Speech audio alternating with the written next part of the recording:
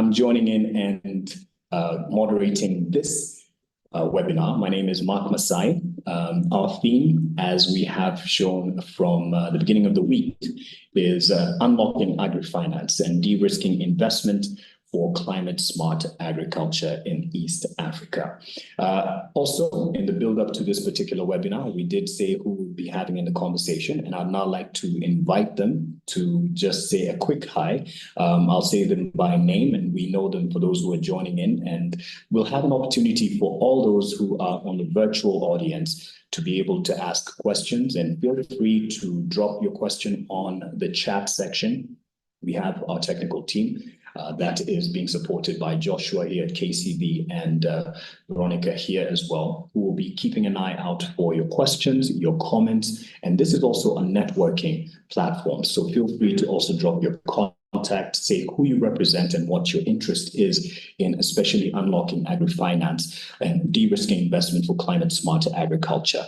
So today we have Roy Odongo for this conversation. He is from Homa Bay County as a Director of Climate Change. We also have Lydia Jerry, Impact Finance Manager, Rabobank Foundation, and Jane Maigwa, the Managing Director, Exotic EPZ, and Charles Nyadero, Investment Manager at Kenya Climate Ventures. So they are all fitting in this conversation today, and for the next 2 hours, we'll look to cover the area of unlocking agri-finance based on their experience. We have several objectives, but I'd like to give a disclaimer from the very top. I'm sure you've heard it on your end that this session is being recorded, and we're doing so because thanks to technology, a conversation such as this on a webinar platform as well, this is Zoom, as well as our YouTube channel, our official YouTube channel, that is Kenya Climate Ventures, is going to be posted. The full extent of this conversation is going to be posted online for you to watch and share on your platforms. However, on the build up to this, right after, post this webinar conversation, we'll also be having the short clips of all the submissions, all the contributions as well from those in the virtual audience will also be utilized on our official platforms. And for KCB on X, it's KCB_Kenya, and also the network within which we all fit in, and that is a BDCG network, and I'll be talking a bit more about that. We'll also be posting that and tagging the accounts from our stakeholders and our partners, and being able to share and repurpose this, because 2 hours would simply not be enough to cover everything. And the conversation continues post the 2 hour window that we have for this webinar. So let's meet our panelists, and I'll have them introduce themselves, and I'm sure they'll do a better job, because just the poster of their beautiful pictures and their name and title doesn't do quite justice.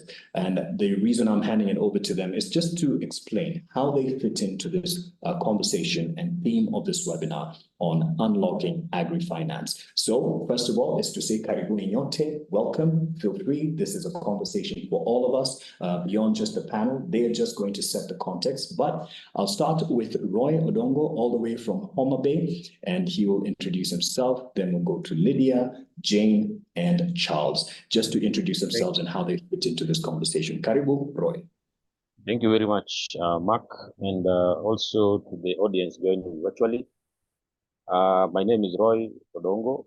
I'm currently the Director in charge of Climate Change in Homa Bay County, where I'm leading design and implementation of climate governance frameworks, while also ensuring that the actions are mainstreamed in all the development plans and sectors of the county. I'm also licensed environmental impact assessment expert, both by NEMA and from the Kenya School of Government. I'm also a holder of a BSc degree in agricultural economics from the university, from England University, and a master's degree in environmental policy and from the University of Nairobi. On other assignments, I've been active at the national stage, especially on reporting on climate change obligations. Recently, I participated in the third national greenhouse gas inventory reporting. and the first BRT report for Kenya that was submitted to the UNFCCC. My other roles in the county also is to ensure that we implement climate smart practices across all the sectors, especially in agriculture. And we are really focusing on climate smart agriculture. And in this conversation about de-risking investments in agriculture, it is important because at the county level, this is where all the action takes place, this is where all the climate impacts are felt, and this is where all the financing towards the agri-finance sector is needed. Additionally, I've been leading the financing locally led climate action program, that is FLOCA, in the county. I am the FLOCA focal point, and I'm also in charge of its implementation in the county. Thank you, Mark. Thank you so much, Roy, for that. And you've mentioned something that we will, as they say in boardrooms, take a deep dive on, because it is something that can be scaled and replicated across the country. It's a great example that's being spoken a lot in this space of agri-financing, and that is FLOCA. You'll tell us a bit more of that when we get into the question part. So Lydia, over to you for a quick introduction. Thanks, Mark. Good morning, everybody. Pleased to be here. So my name is Lydia, as Mark has mentioned. I'm currently an impact finance manager with the Rabo Foundation. Been here for just about a year, but my background is in finance. And in my 10 years of experience, about 7 years, I was on the other side, fundraising from impact financiers. So I worked for an avocado oil company, and also worked for an ag SME. And then I had about 2 years of local banking before I came to Rabo Foundation. So my role here will be partly what we do as Rabo Foundation in terms of impact financing and blended solutions to ag SMEs, but also I'll be playing another hat of my experience when I was on the other side, looking for funding, especially when it comes to challenges that I also experienced. And yes, looking forward to a very meaningful conversation and comments from everybody. Back to you, Mark.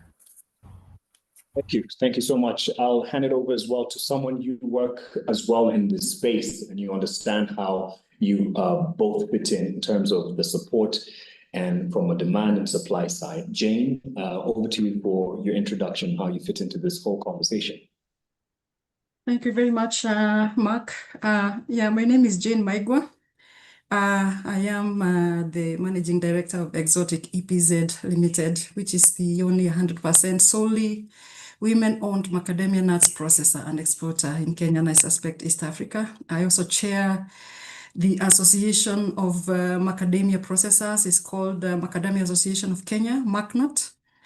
I'm very passionate about agribusiness that creates impact at socioeconomic impact as well as environmental impact. My background is I have a postgraduate degree in business leadership and entrepreneurship, as well as a postgraduate certificate in business management from Stanford University. I have spent many years in enterprise development and value chain development, as well as export operations. Before I joined into private sector, I was working in that space. So I am here to contribute to this space in terms of how we can contribute, or how investors can contribute to de-risking business. I'm going to be speaking from a private sector perspective, because I believe with the right de-risking tools, agriculture in East Africa is not a gamble. It is one of the most investable sectors of our time. So I would like to give the experiences of Exotic EPZ in agribusiness, and we can have that conversation on how we can make it better. Thank you. Thank you for that, Jane, for that encouraging, remark about agriculture being a sure bet, if I can use that word. Much as, yes, there are existential threats or risks, which is natural for any sort of business, but people should not shy away from that industry based on the fears that have been put out there. Charles, you fit in with, I believe, everyone in this panel in terms of support as Kenya Climate Ventures. Please just let people know how you fit in within KCV itself and your contribution that will be expected in this webinar.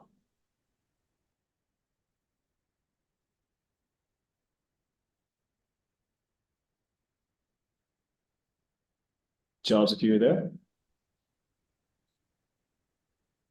I'll give an opportunity to Charles to give his introduction as we continue with this.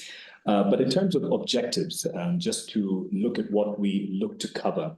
First of all, it is to say that as I was handing it over to Charles, who is within the Kenya Climate Ventures fold, is to say that we are, as KCV, and allow me to say we because I am part of KCV in this form of conversation, the build-up conversations in this space, in Agri-Finance being one of them, because they have a lot of touch points with those who are in the market system, that is.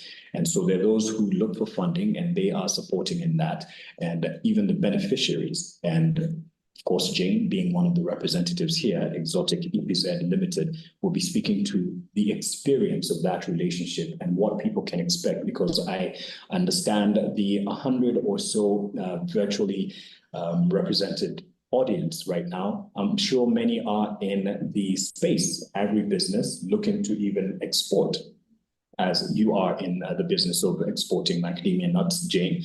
And KCV is a leader in the agri-finance space, and it fits in within a larger network. And this network, I'm sure many other members will be joining us in for this conversation and will have their contributions, is the Business Development Services Donor Coordination Group, also very instrumental in this conversation. And the reason I bring them up, BDCG, you'll hear me mention a lot as we continue with the conversation. It is an organization and a group that was established in the early 2000s to maximize the effectiveness and impact of donor-led activities in market systems and value chain development. Now, this network has many other organizations, top among them, the Kenya Climate Ventures, that is in the lead of convening such conversations on agri-finance, and you'll get to meet the others, and I'm sure many of the representatives will also make their contributions through comments, questions during the Q&A session.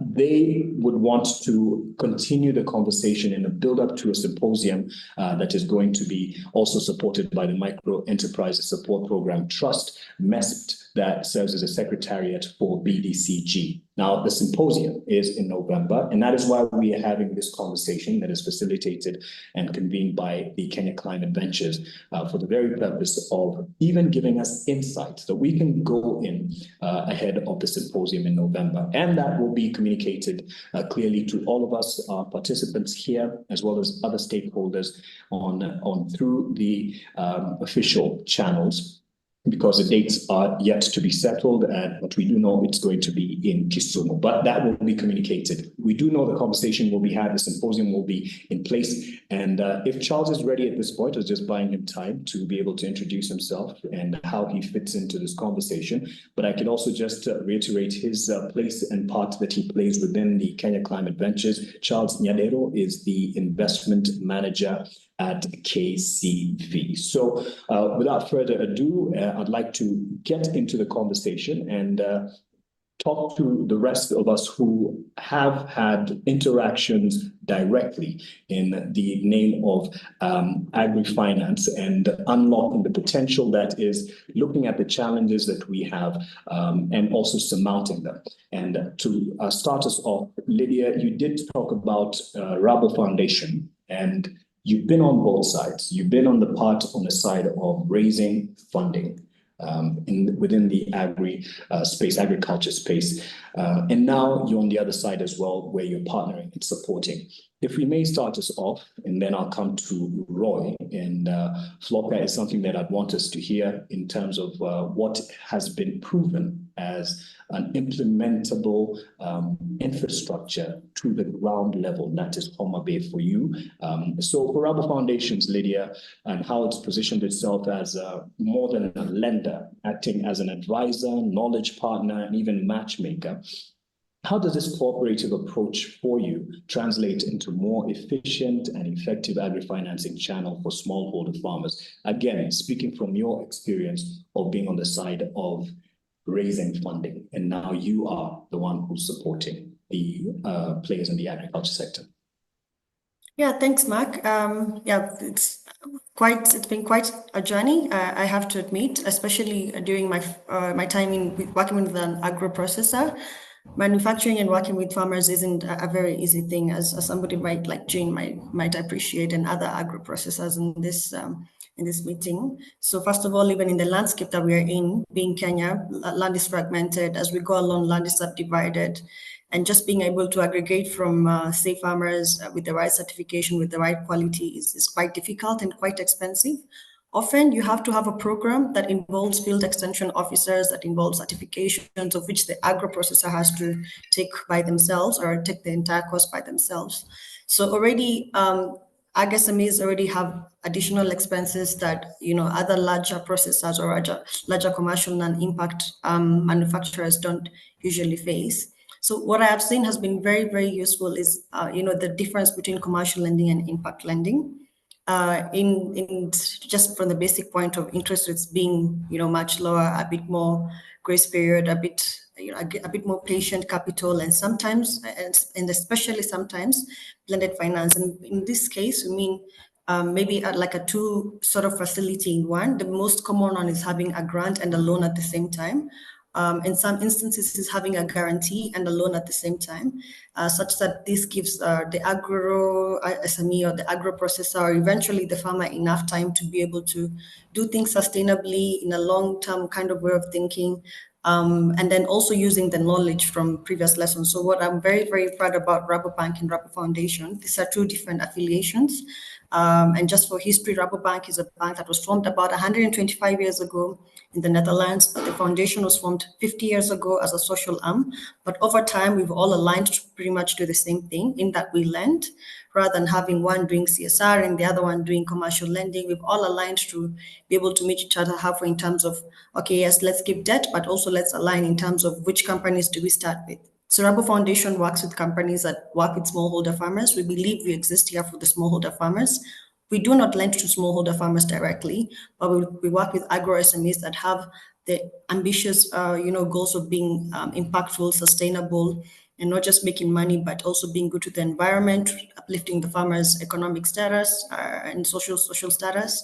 And we do this through sharing knowledge through our other arms, say Rabo Research, Rabo Partnerships, which has also, invested in banks such as Equity Bank in Kenya. I think that's most people would know that. We also have other investments in other banks in Africa, such as NMB and DFCU and Zanaco, in Tanzania and Uganda.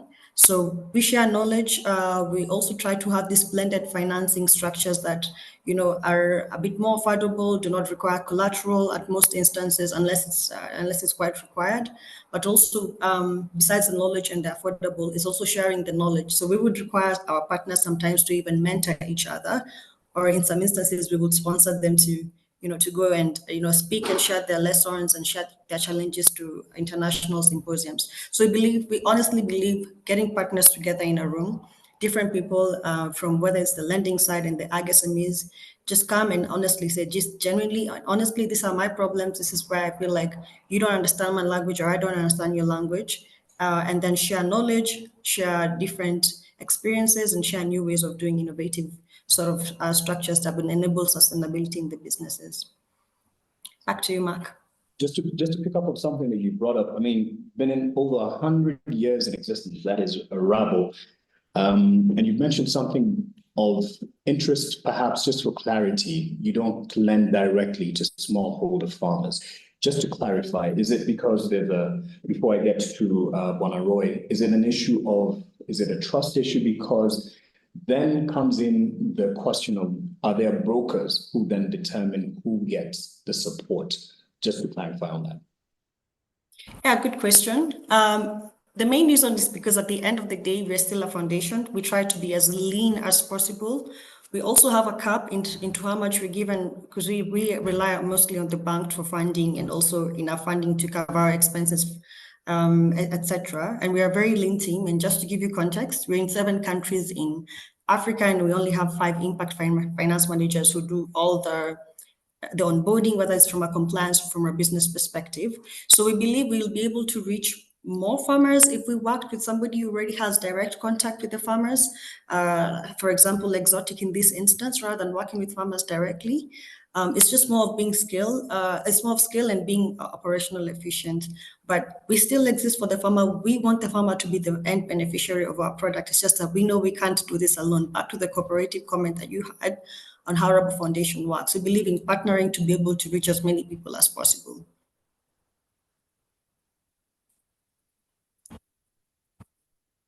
Is the name of the game, and I believe that's a good point to bring in Roy because of what he brought up earlier. And Roy, if you may speak for those, we won't take for granted that everyone understands FLOCA, much as it is being used as a great example of a flagship program that is really supporting and working in terms of de-risking county level climate investments. You could tell us a bit more about that and speak to the issue of partnerships and how it's worked in your experience as the first part of my first question to you, Roy.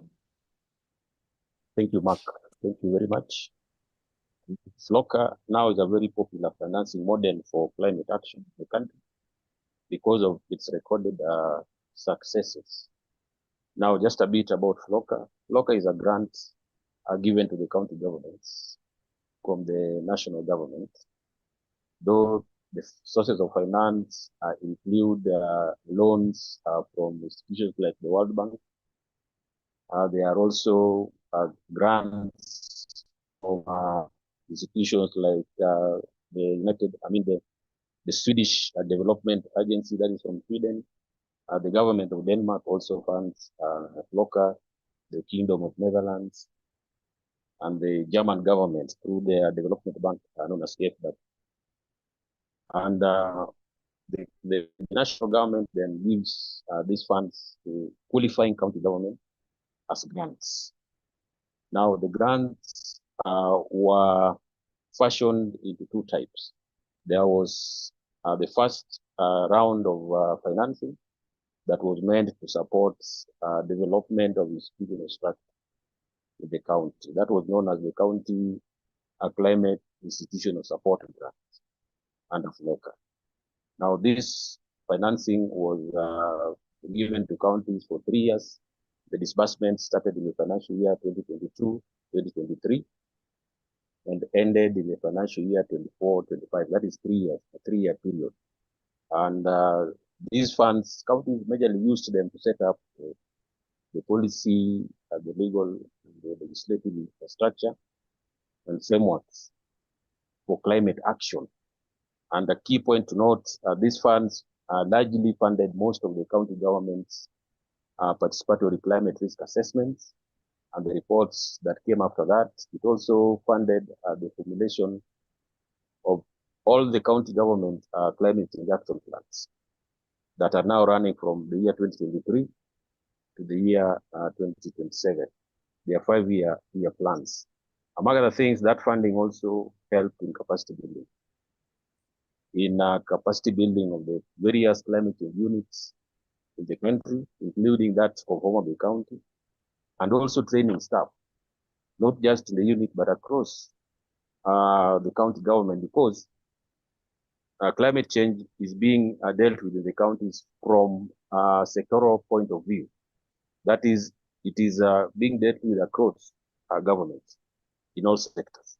So all the key staff in those other sectors also needed training, and they were, with the help of these funds from FLOCA, that was done. Then came the second round of financing, which is known as the County Climate Resilience Investment Grants, CCRI. Now, this grant is meant specifically for investing in climate resilient projects. And it targets 3 key sectors, that is in agriculture, in water, environment and forestry, and also supports investments in disaster risk reduction. And it is important to note that these investments supported by FLOCA are limited to public benefits projects, meaning currently FLOCA is not supporting private enterprises, and that is where there's need for improvement and scaling up. If I may, now, just on that point, because there is a part of de-risking, investment within the agriculture sector, and it's a good thing that you brought it in terms of the restrictions just for quality control. I would call it that, to limit it to public benefit projects. But what other areas would you suggest, with your experience of what you followed over the 2 phases that you described for Homa Bay, that we would be able to ensure more inclusivity and sustainability beyond what is now made available? What further advances or progress can we make? Yeah, so just on that point, Mark, it is important now that the FLOCA funding is expanded to include funding for private enterprises. And it is important in that regard, because when we leverage on the FLOCA fund, it will help to de-risk investments in agri-enterprises.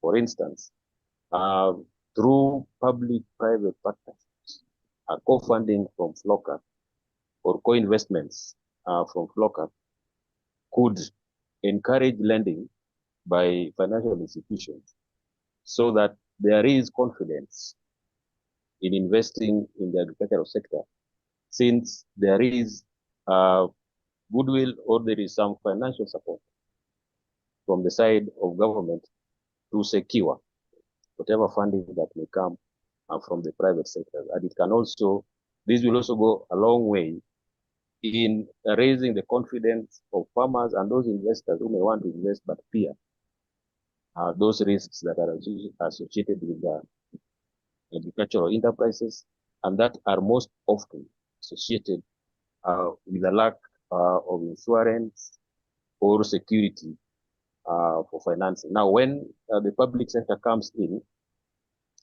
with co-investments, like in the form of a co-investment capital that is financed by FLOCA, then it would go a long way in de-risking these investments in agriculture. In addition to that, when FLOCA now is leveraged to encourage public partnership, private partnerships with in the agricultural sector, it also encourages stronger linkages with the private sector. And this can be achieved when we in the public sector, using FLOCA funds, are coming up with projects to be implemented using the FLOCA Resilient Investment Funds. Then we actively involve players from the private sector also to come in and give security to this investment in terms of linkages to the markets. And this can be easily applied in sectors such as fruits processing, or even in the fisheries sector, where when a county government, for instance, Homa Bay, decides to support a pilot irrigation scheme for vegetable production, then we include a private sector player who would act as a market of taker. And in that way, the farmers are guaranteed the market, and the investor also is guaranteed a source of supply for the inputs or for the products that they need. This is a way that FLOCA can be leveraged to help in the risking agri-finance in the county.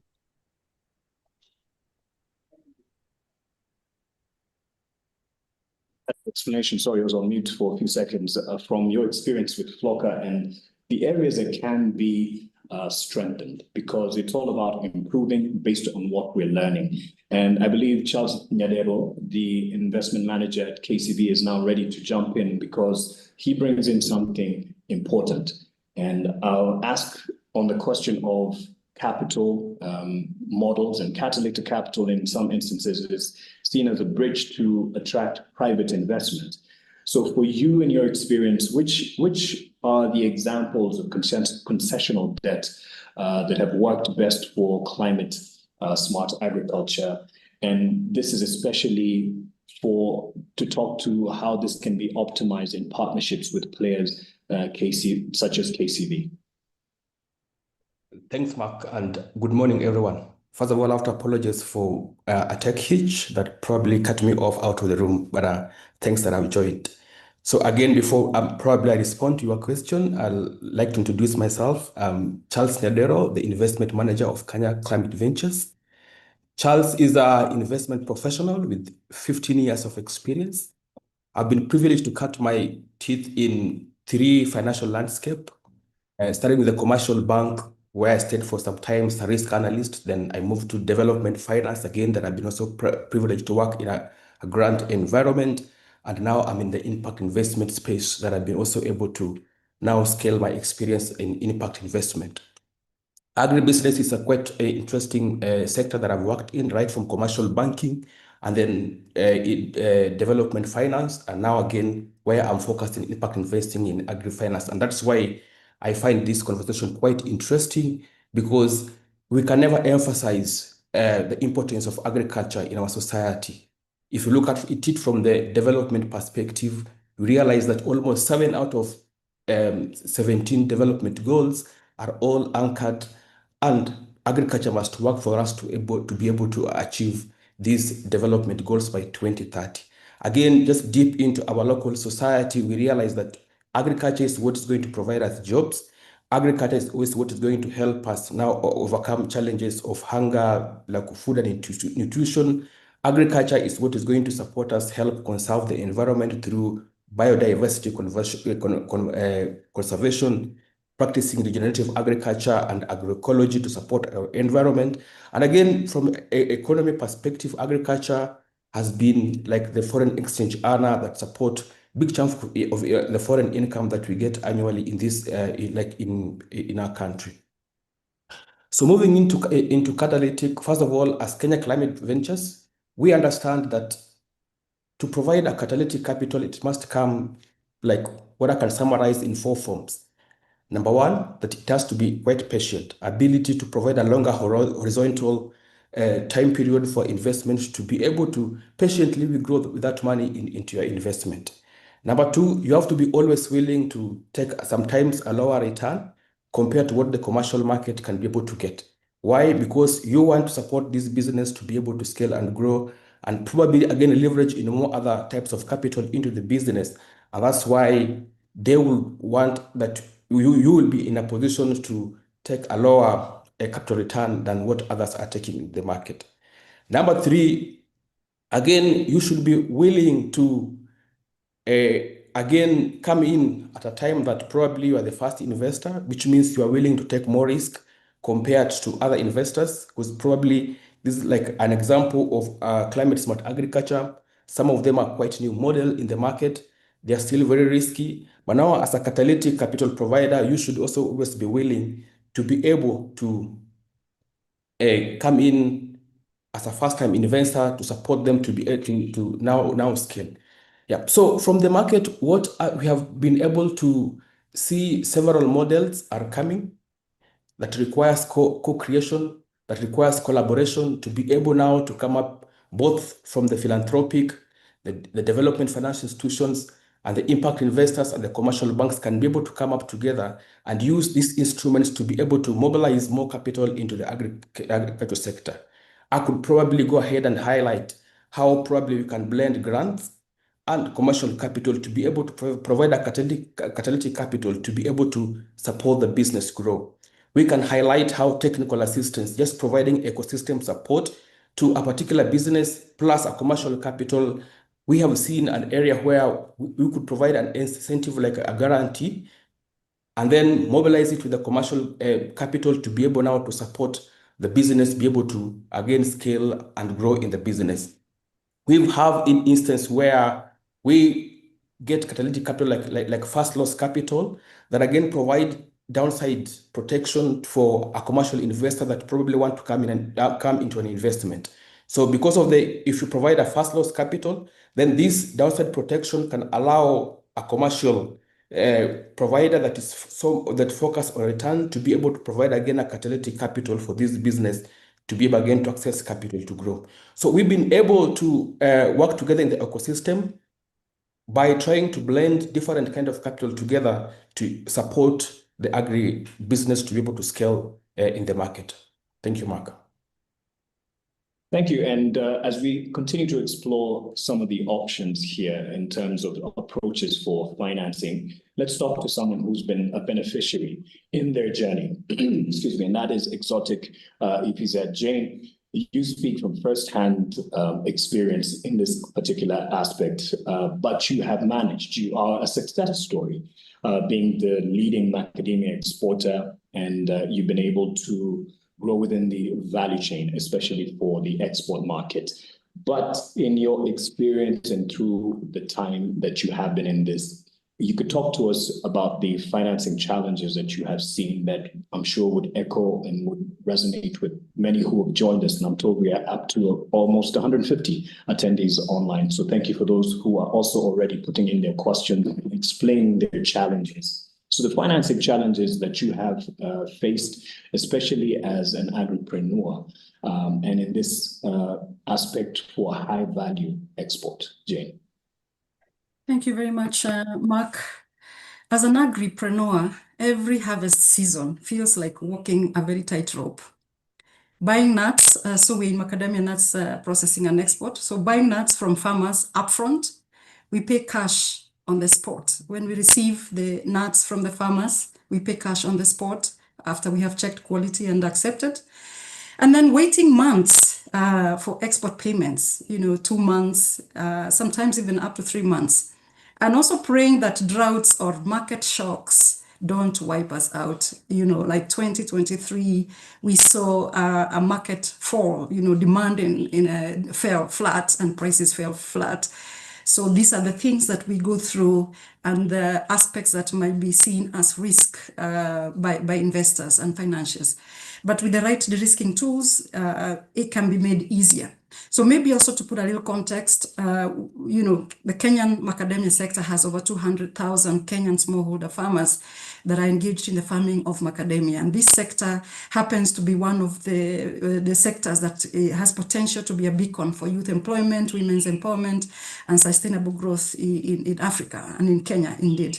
So my company is working with 10,000 smallholders out of all those and looking to increase as we go along, whom we directly source via the collection centers we have established and through a blockchain technology system where we onboard them using technology. We pay through M-Pesa and we also use the same to communicate to farmers. We are providing 182 decent jobs to young women and men. 80% of those are women, 75% are youth, while at the same time providing a bridge between them and the export markets that we reach with our high quality premium nuts.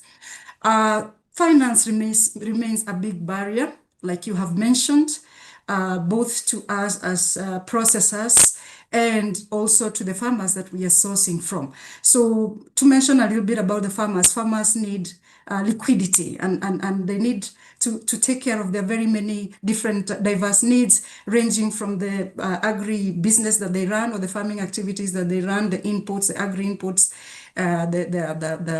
what do you call them? If some of them might be doing even irrigation for some of the other crops they grow, because they're growing all types of crops on their farms. They might need also, they will need definitely market guarantees. They will need to be assured that there's going to be a market. So those are the areas that need de-risking as far as farmers are concerned. So entrepreneurs like ourselves, as I have mentioned, we face long cash cycles and market disruptions. So we need capital facilities that will align with these very long cash cycles. Luckily, we have had some of the financials that lend us, and I really want to appreciate those that are in the room. That is KCV and Rabobank. Rabobank, as was mentioned, has Rabo Rural Fund and it has the foundation.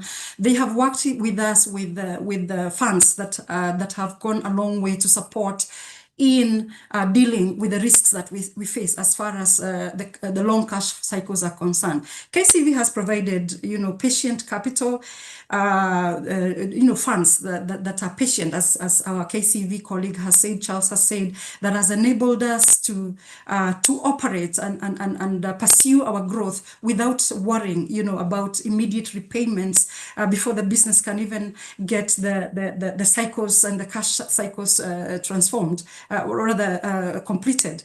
Rabobank comes in with working capital that is not necessarily secured by the traditional security, like titles, being a woman-based enterprise, we do not have those kind of collaterals ready, titles that will match the kind of financing that we need. And the likes of Rabobank and, there are others, Common Fund for Commodities, have been able to come in through for us for the last 7 years and been able to fund working capital year on year based on the cash cycles, based on the contracts that we have with buyers.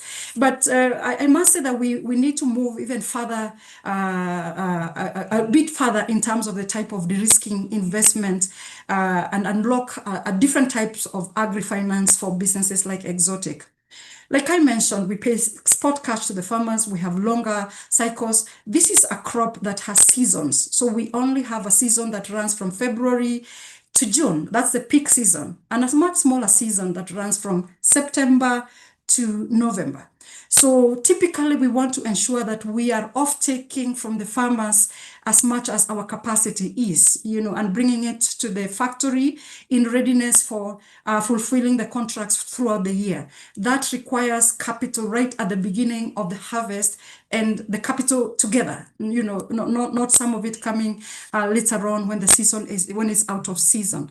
So we are hoping that we can be able to have this conversation, which we are already having, where investors look at different types of financing, like cash flow based lending, revenue based lending, that brings capital right upfront to be able to take advantage of the season. Somebody else has talked about the pricing of this capital. It tends to be very expensive and eats into the very margins that the business is trying to make when capital is expensive. And we have seen patient capital like that of KCV, we have OPES, LCEF Fund, we have WRI, World Resources Institute, that has come in with fairly lower priced capital and very patient capital that has enabled our growth. Of course, coupled with the working capital from Rabo, the shorter term, 12 months working capital from Rabo, the CFC and others, that together has enabled us to be the success that we seem to be. I also wanted to talk a little bit about the place for grants by way of technical assistance that is very, very targeted in the businesses like ours.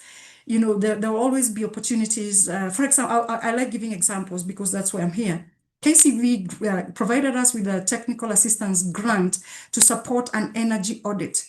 So in our strategy, we have the objective of being an energy efficient business for 2 reasons. One, we will reduce on costs significantly. Number 2, we'll contribute to reducing the carbon footprint. So, but we didn't have all these funds at the time we need to do this. And KCV came in with a grant that supported for us to conduct an energy audit that pointed out to areas that we can invest in to ensure that we are an energy efficient business. And one of this is solar power. Some of the recommendation was the use of solar power. Now, KCV did not give us a grant to install the solar installation, but that catalytic fund to support an energy audit that showed us that, no, look, these are the areas you need to work on to ensure that you're energy efficient, 4 or 5 areas.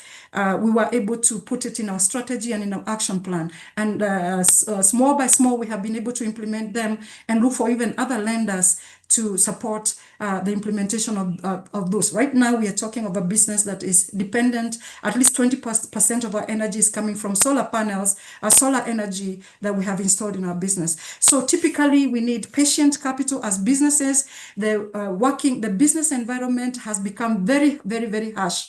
And it demands resilience. And so in de-risking our businesses, providing, for example, fast loss facilities credit guarantees to financing institutions, thus enabling them invest and put their money into businesses like ours, we are able to go out and be confident to go out and deal with the market aspects that we have to deal with. So maybe I'll leave it at that, Mark.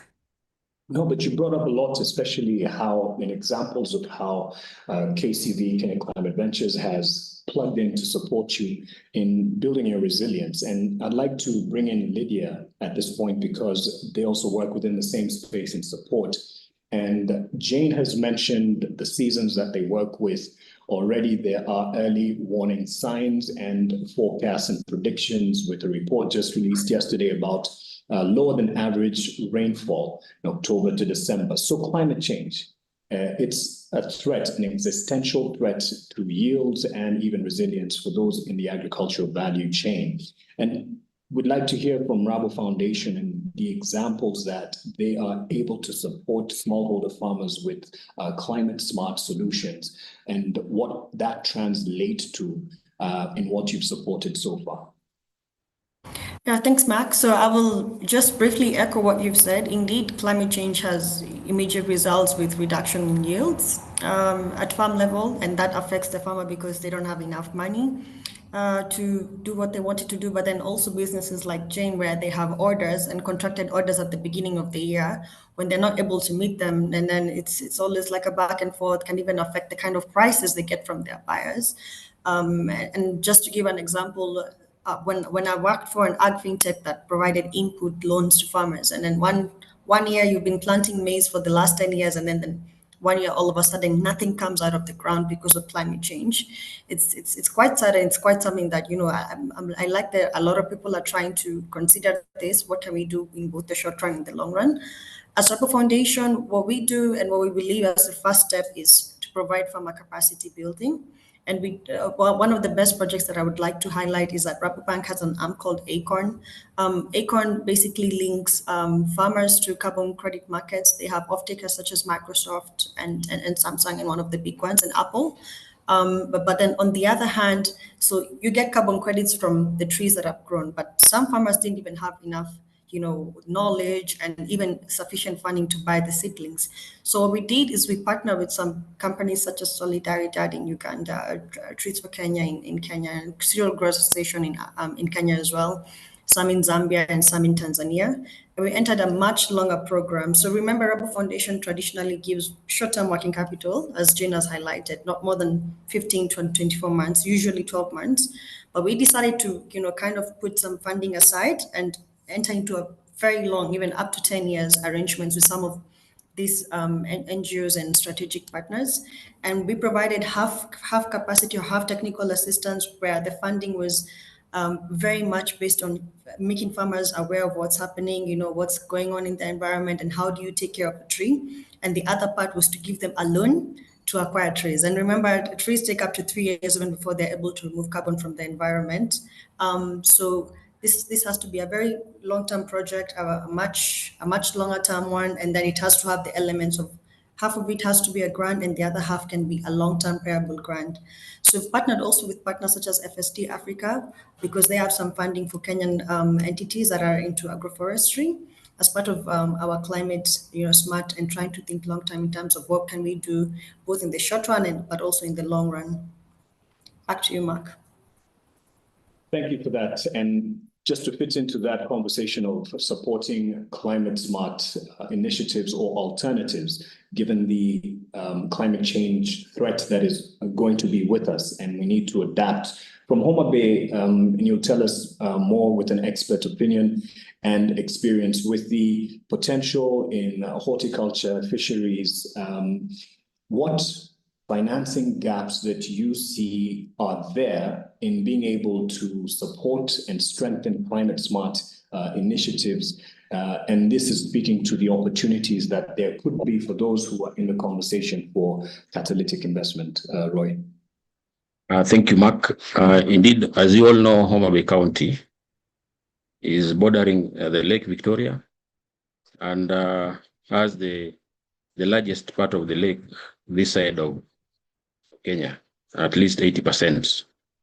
of the Lake Victoria in Kenya is in Homa Bay County, and there lies in the vulnerability and also the opportunities that are brought about by climate change.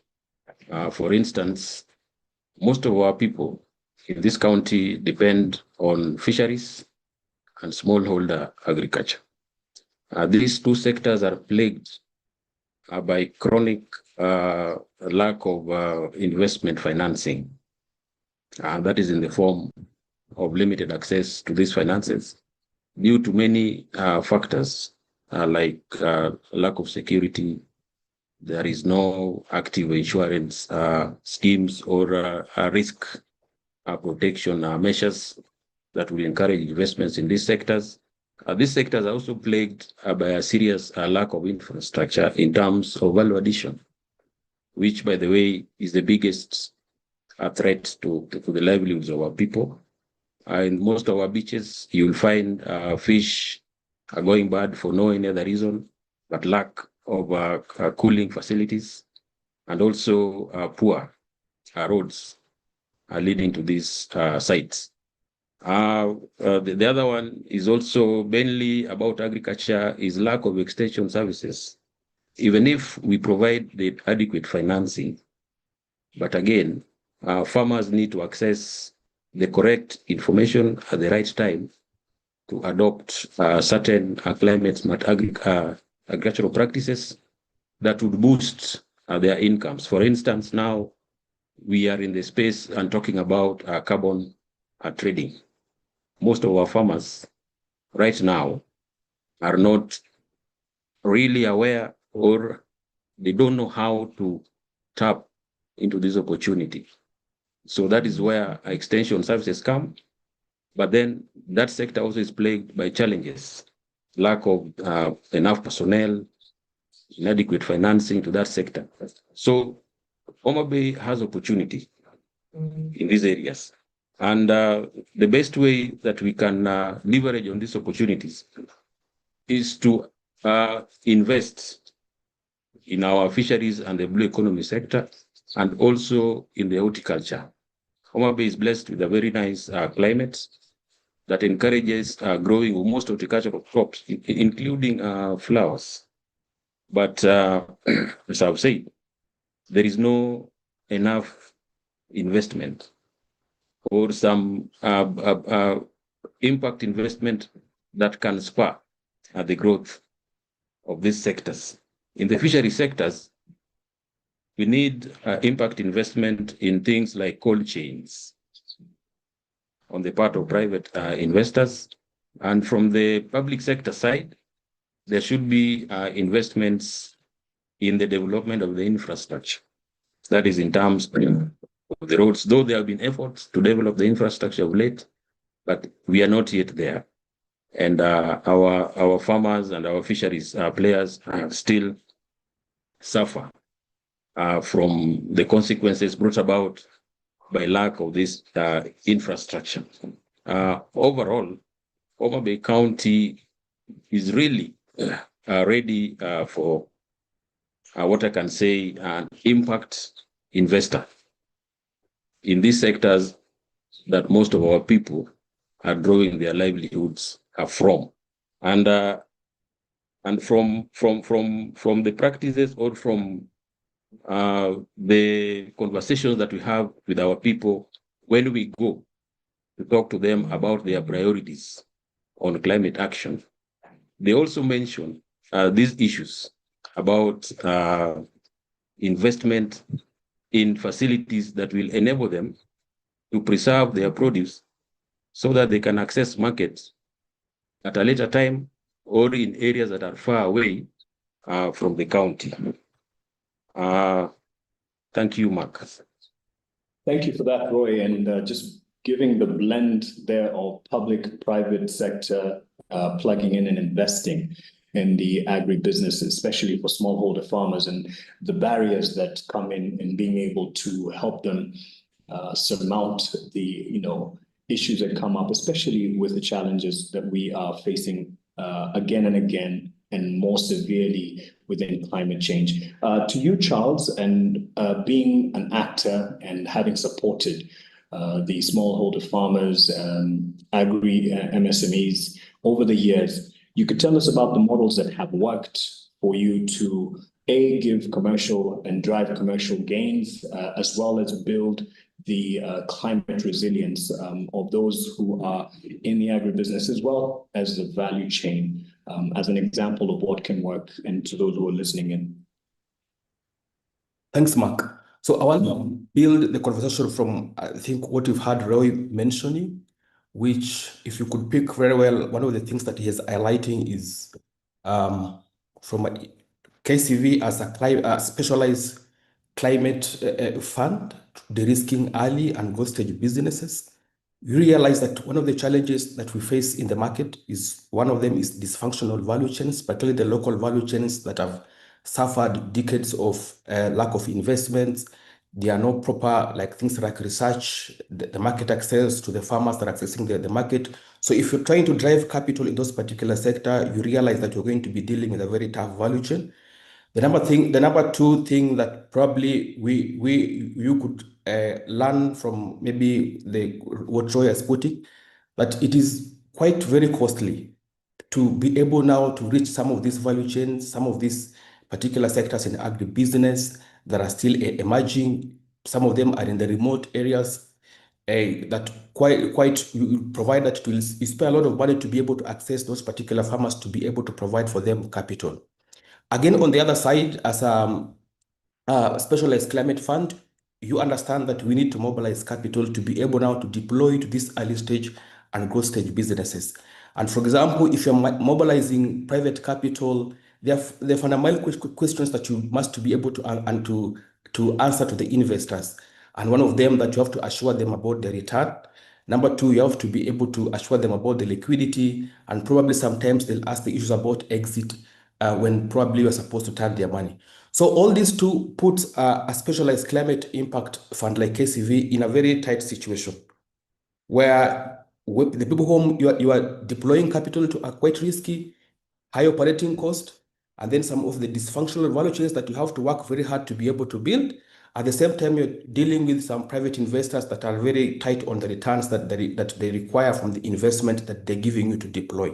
So what works for KCV is that we have adopted a blended finance approach.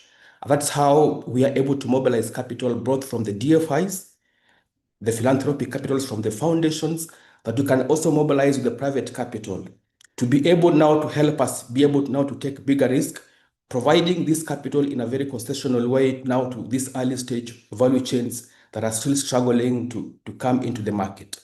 We mobilize this capital again from foundations that are able to give us probably grants and even technical assistance that can be blended with the money that we're getting the commercial capital to be able to support these value chains that we need to inspire to grow.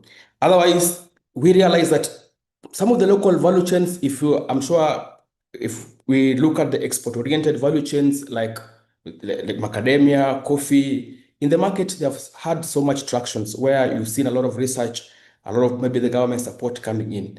But we have a lot of value chains that are still struggling in the market that also need to require attention. If you go deep down to the livestock, the fish value chain that Roy has mentioned, all these still require a lot of attention for investment. But we realize that currently still there's so much traction that is going there that now requires a lot of heavy lifting. And that's why Kenya Climate Ventures, the impact investors, are now positioned to be able to support this particular value chains to be able to grow in the market and scale the business and create more jobs and opportunities that are required in supporting, again, the food consumption that we require in the market, supporting the yield and the productivity of the business in the market that is required. Thank you. And I'm seeing many questions as well on the chat section. And this is something coming to you, Jane, that I'm sure you've seen perhaps, and even to the rest of Lydia, Roy, and Charles, just we'll keep an eye on the chat section because there's some questions directly put to you, and you can also just respond to them on the chat or when we open the Q&A. But I'd like to just acknowledge what Dennis Kimathi says as I bring it to you, Jane. It's something you will identify with. There is a bit of challenge in becoming an exporter, Dennis Kimathi says, because of the cost. Farmers also need to know the quality of a produce required, because they really get disappointed when their produce is rejected based on quality. Now, that's not really a question, but maybe an observation, and I'm sure something that you agree with. But as you respond to that, based on your scale-up story, which Exotic EPZ can't tell that story without speaking about the partnerships with investors, off-takers, and development partners. Please tell Dennis Kimathi, as well as the others who are in the space and looking to be in the export business and also are in the value chain, how such partnerships have improved market access, because Dennis is talking about rejection of produce, value addition, and farmer livelihoods in your own story and value chain improvement. Jane. Yeah, thank you very much. Partnerships for us, for Exotic EPZ, have been catalytic in helping us scale and continue to scale. This is something I and my business partners recognized very, very early. And we have quite a lot of partners. And how we go about it is to it's not linear. You know, there are all manner of ways that we have gone about it. But just to mention, for the short time that we have here, is that we have developed what we call a transformation plan for our business, and which is again not set in stone. So we keep reviewing that plan. We have our own ambitious goal that we keep keeping an eye on. And off of that ambitious goal, we have very clear strategies in various, we have objectives, business objectives, and various strategies to meet those objectives. And those that will run across the supply chain that we are in, that we are operating. What do I mean? So our model is that we source from farmers. So it will start from the sourcing activities from farmers.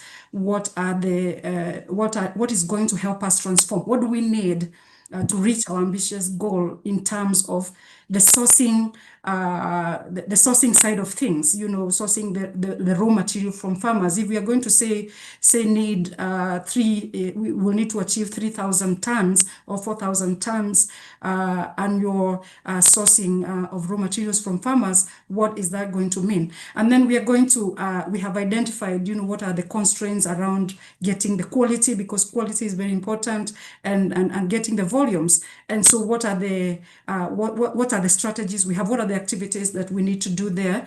And there's some that require intervention even beyond what our resources can afford. So we will go look out for the funds to support, for example, improvement of production at farmer level, improvement of quality at farmer level. And this is in the way of training. And this is where we went out, for example, and applied for a fund like the USAID and the USADF funding. That funding was very, very catalytic to support our farmers, and of course to build loyalty with our farmers in terms of knowledge and capacity to produce better produce, and in a smart way, using smart agricultural practices. So that's about sourcing. Then we'll look at and I'm just being very brief. There are very many activities. There are other activities that have to do with how farmers access us, you know, how do we access each other? How do we collect the raw material? Because these 10,000 farmers are spread in rural areas, some places that are deep inside places. So, and they have very little quantities, you know, up to maybe even, they have 3 trees, some have 10 trees, 100 trees. So they have little quantities, and they cannot bring that all the way to Nairobi where our factory is. So we've set up collection centers.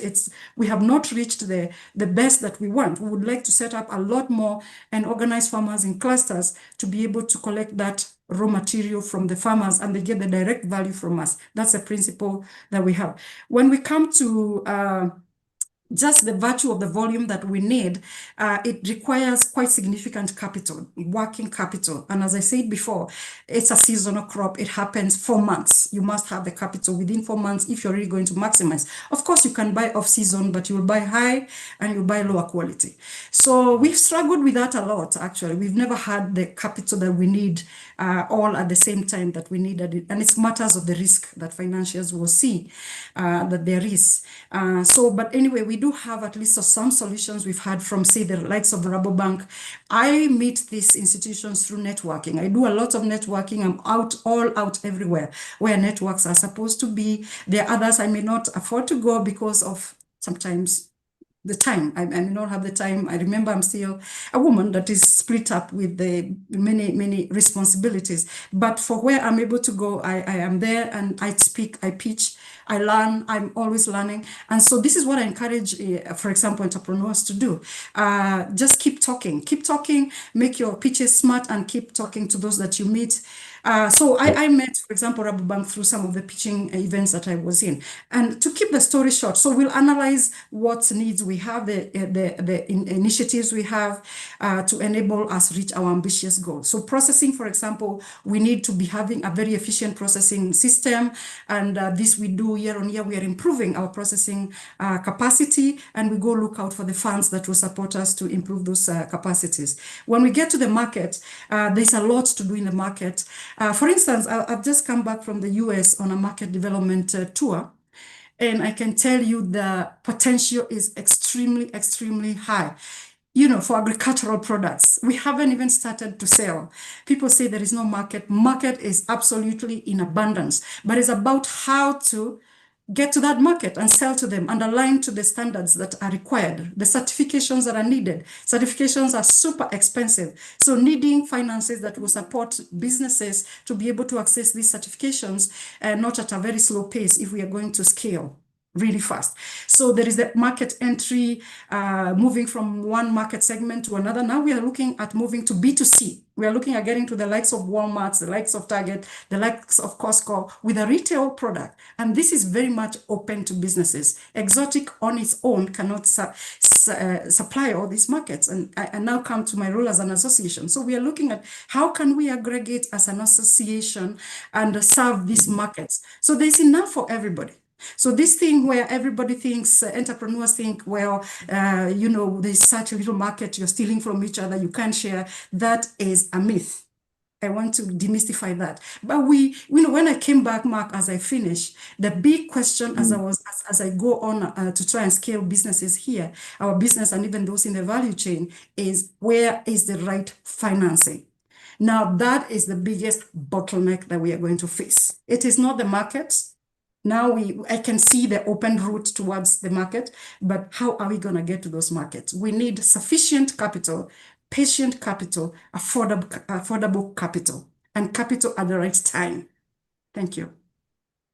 Thank you. And I appreciate the comment there on there's enough for everyone, and people don't need to feel like either there's hoarding mentality or even cartel approach to that. So asante sana for that comment. And to you, Lydia, and as you've seen, and all of the panelists have seen, some questions directed at them, some to KCB, some speaking through the county level relationship that people identify with from what Roy has spoken to, and also the examples of how they can access support, financial agribusiness support, and in the tone and in the breadth of de-risking. To you, Lydia, and the testament that Rabo Foundation has in terms of impact management cycle, which we're talking about pre-investment assessments, and speaking to other DFIs or investors who are here or would be able to listen to this, how you have utilized impact data and business intelligence to structure inclusive and commercially viable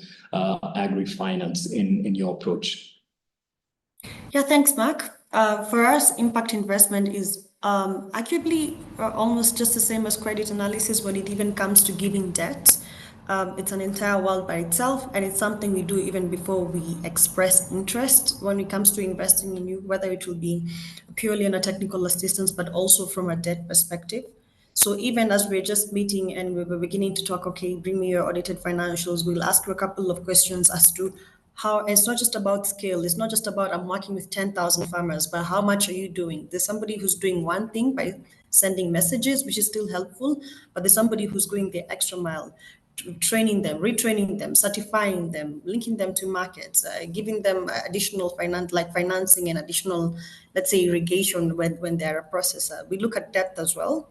And this is something that happens even before we even honestly issue a term sheet. It's as equally as important as credit analysis when we're doing it, and it's something that we learn from, and especially even from our technical assistance projects. We invest and make it a project, but eventually we want to come 3 years later and see, okay, what did we do? Is it still there? Did it grow? And that's why, like initially, Rabobank used to just give grants, and there wasn't so much reporting, there wasn't so much progress reporting on what happened. But we decided to change our model and give it, okay, it's technical assistance, will give you knowledge. We might give you some funding as well, which will accompany the knowledge. But at the same time, we will be tracking this as regularly as possible. And even after the project, we'll come back and see, right, so you said you certified 600 farmers for Global Gap. Are they all exporting? Are they all linked to all these export markets from Europe? Are they still, supplying you the quantity? So yeah, impact investment is very, very important for us. It has to be both quantitative and qualitative in some instances. We also work with partners such as 60 Decibels that does an annual survey. Besides our internal surveys, we also have like partners that do annual surveys, go and get the feedback from the farmer in terms of, sometimes it's wide, sometimes it's just some sentiment analysis, but sometimes it's also very quantitative. Something as simple as hectareage and agriculture, something as simple as yield. How much are you harvesting now before an intervention, and after an intervention, what's happening? Was there an uplift? It has to be a bit more statistical as well, but also can also be qualitative, just to get the feedback from the farmer. So this is quite important for any, I think, impact financier. And this also will, like, especially when you're fundraising, when you're an impact financier that's fundraising, this justifies how you get more funding and why you are charging slightly less than commercial banks. You have to like show these are the wins that we are having. This is how we're changing people's behavior. This is how we're incentivizing farmers and agro processors to change their behavior. So yeah, quite crucial and very important for it to be very, very well marked from the baseline and as we go along quantitatively and continuously. For that response, Lydia, and with reference to community engagement, because we're speaking about, you've given an example there about, it's not just about 10,000 farmers as a number and creating awareness, but also what you do in capacity building. So let's bring it to Roy in what he has done at Homa Bay and county level. And I am sure Gabriel Odwong from Siaya County is still on the call and following this conversation. He's written a few submissions there in terms of what he relates with what you have given. Speaking to the community-driven climate initiatives that you have spearheaded in Homa Bay and the lessons that can be drawn for other counties that are represented here by virtue of those who are attending virtually, and how you can engage more communities, farmer cooperatives, and producer groups in climate smart agricultural financing. Thank you, Mark. Yes, from the offset, I would say public participation, community engagement, stakeholder engagement is at the core of climate change actions, at least in Homa Bay County and a few other counties that I know, because we've been sharing lessons across the county governments. And the greatest lesson that comes out is that for the success of any climate resilience investment project, there is need to engage communities and all stakeholders from the beginning. And this is a model that has been developed and has been encouraged by FLOCA. For instance, if you look at the policy and even the administrative infrastructure of the climate action in Homa Bay, you will find that the communities are at the core. In that structure, we have what we call the World Climate Change Committees. These committees, their main function is to link the county government to the communities. And in formulating any climate change action, then it begins from the bottom. We go out of our way to go to the communities to hear from them, first of all, what are the climate risks they are facing, and then ask them what are the probable adaptation measures that can be implemented through specific projects that will help them adapt to the impacts of the identified climate hazards or risks that they have mentioned. And in this way, when that is done, then the sustainability of these projects is guaranteed. For instance, when you go to a community and they tell you the greatest climate risk they are facing are droughts, and then they'll go ahead and tell you that to help them adapt to the impacts of these droughts, then they need to be given access to some source of water. That source of water could be a borehole, or could be a water pan, or a dam, for that matter. At that stage, we have secured the community buy-in, so that when we make investment in that particular project, then what we've done from the onset is to secure that project both physically and in terms of its usage. Because there are instances where some investments have been made in areas that they were not needed in the first place. And there are a number of these examples. You will find a borehole dug right next to the lake. See that kind of paradox? So people will not use that borehole because probably that borehole is salty, yet there's a lot of fresh water in the lake. So that's a wasted investment. So the key lesson here is that we need to involve communities right from the beginning for us to ensure that these projects are both cost-effective and are sustainable and are protected from malicious damage by community. I tell you, communities can also be malicious. For instance, if you bring them some kind of investment that they don't need, then the next option will be to have other uses for it, including vandalizing that kind of a project. Now, this kind of experience is also extending to private public benefit organizations. And we encourage them to also come in and co-create some of these investments with us so that communities are involved from the beginning. Right now, there are a lot of organizations involved in climate action. And a lot of people are now coming up with projects to help communities adapt the impacts of climate change. What we tell them is to, first of all, come to us, then we help them reach the communities because we have the infrastructure. Like, for example, in Homa Bay County, we have 40 wards. In these 40 wards, we have in place 40 ward climate change committees, each with 9 members.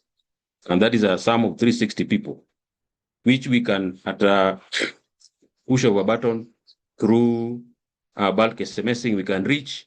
And these 360 people can in turn mobilize people from their respective communities.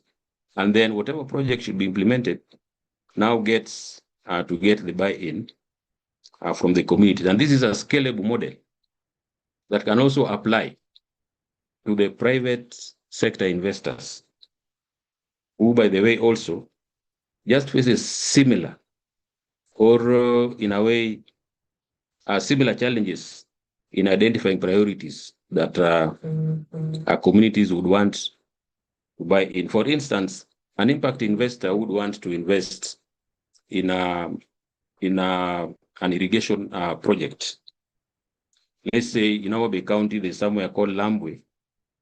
Then this investor will need to go talk to the people in Lambwe, find out what is their main challenge, what are their needs, and then come up with a solution that will help them to face the challenge that they're having.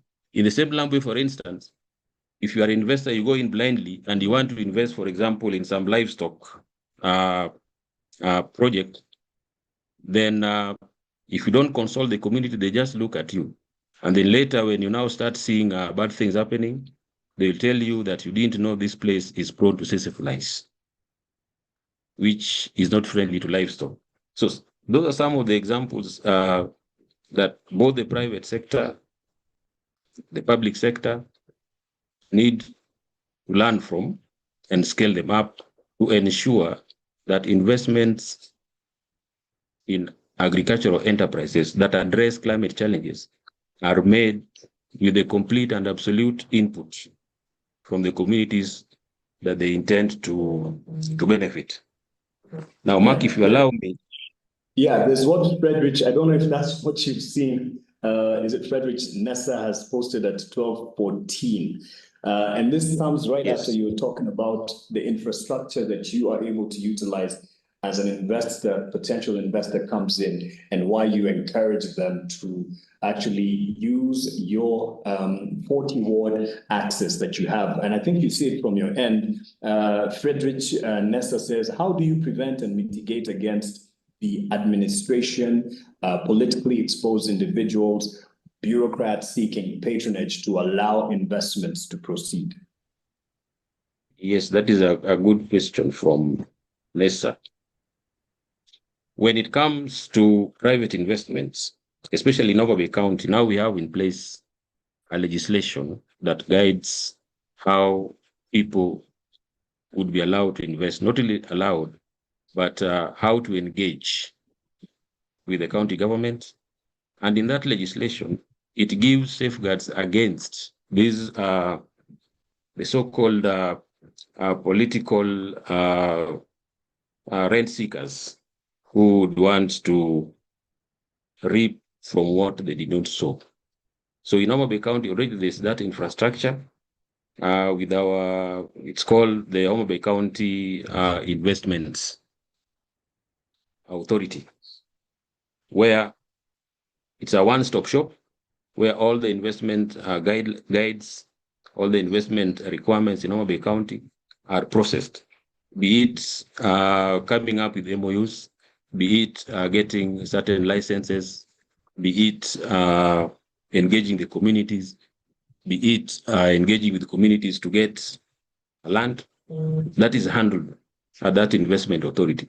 I'm speaking for the case of Homa Bay County, and I know other counties also have come up with similar infrastructures. And again, be it, we may be having that infrastructure, but there is still individuals who could be taking advantage, who could still go behind and try to beat the system. Now, in that case, we've also established a very robust grievance redress mechanism. We have anonymous platforms where such incidences can be reported. They can be dealt with, and several have been coming. And by the way, these grievance redress systems have also been supported by Tloka, where members of the community, the public, anybody can log in, access the platform, and report such like incidences that Nessa is talking about and would like to safeguard against. I would also like to address a question, if you allow me, Mark, from RISPA. Just so that we can bring in Charles, because there's a question also brought to him. I'll come to all of us, and we're now opening it to Q&A because there's a lot of direct questions your way. So you note them on your end, because I'll hand it to you each to respond. So let's just give it an opportunity to Charles. Kuna swali moja, but on a light note, Roy, with your access of 40 wards in Homa Bay, we are looking forward to not seeing you on a campaign poster, because you have a lot of reach. But it's your right. It's your right to run for. Mark, that is debatable. That is debatable. It's your right.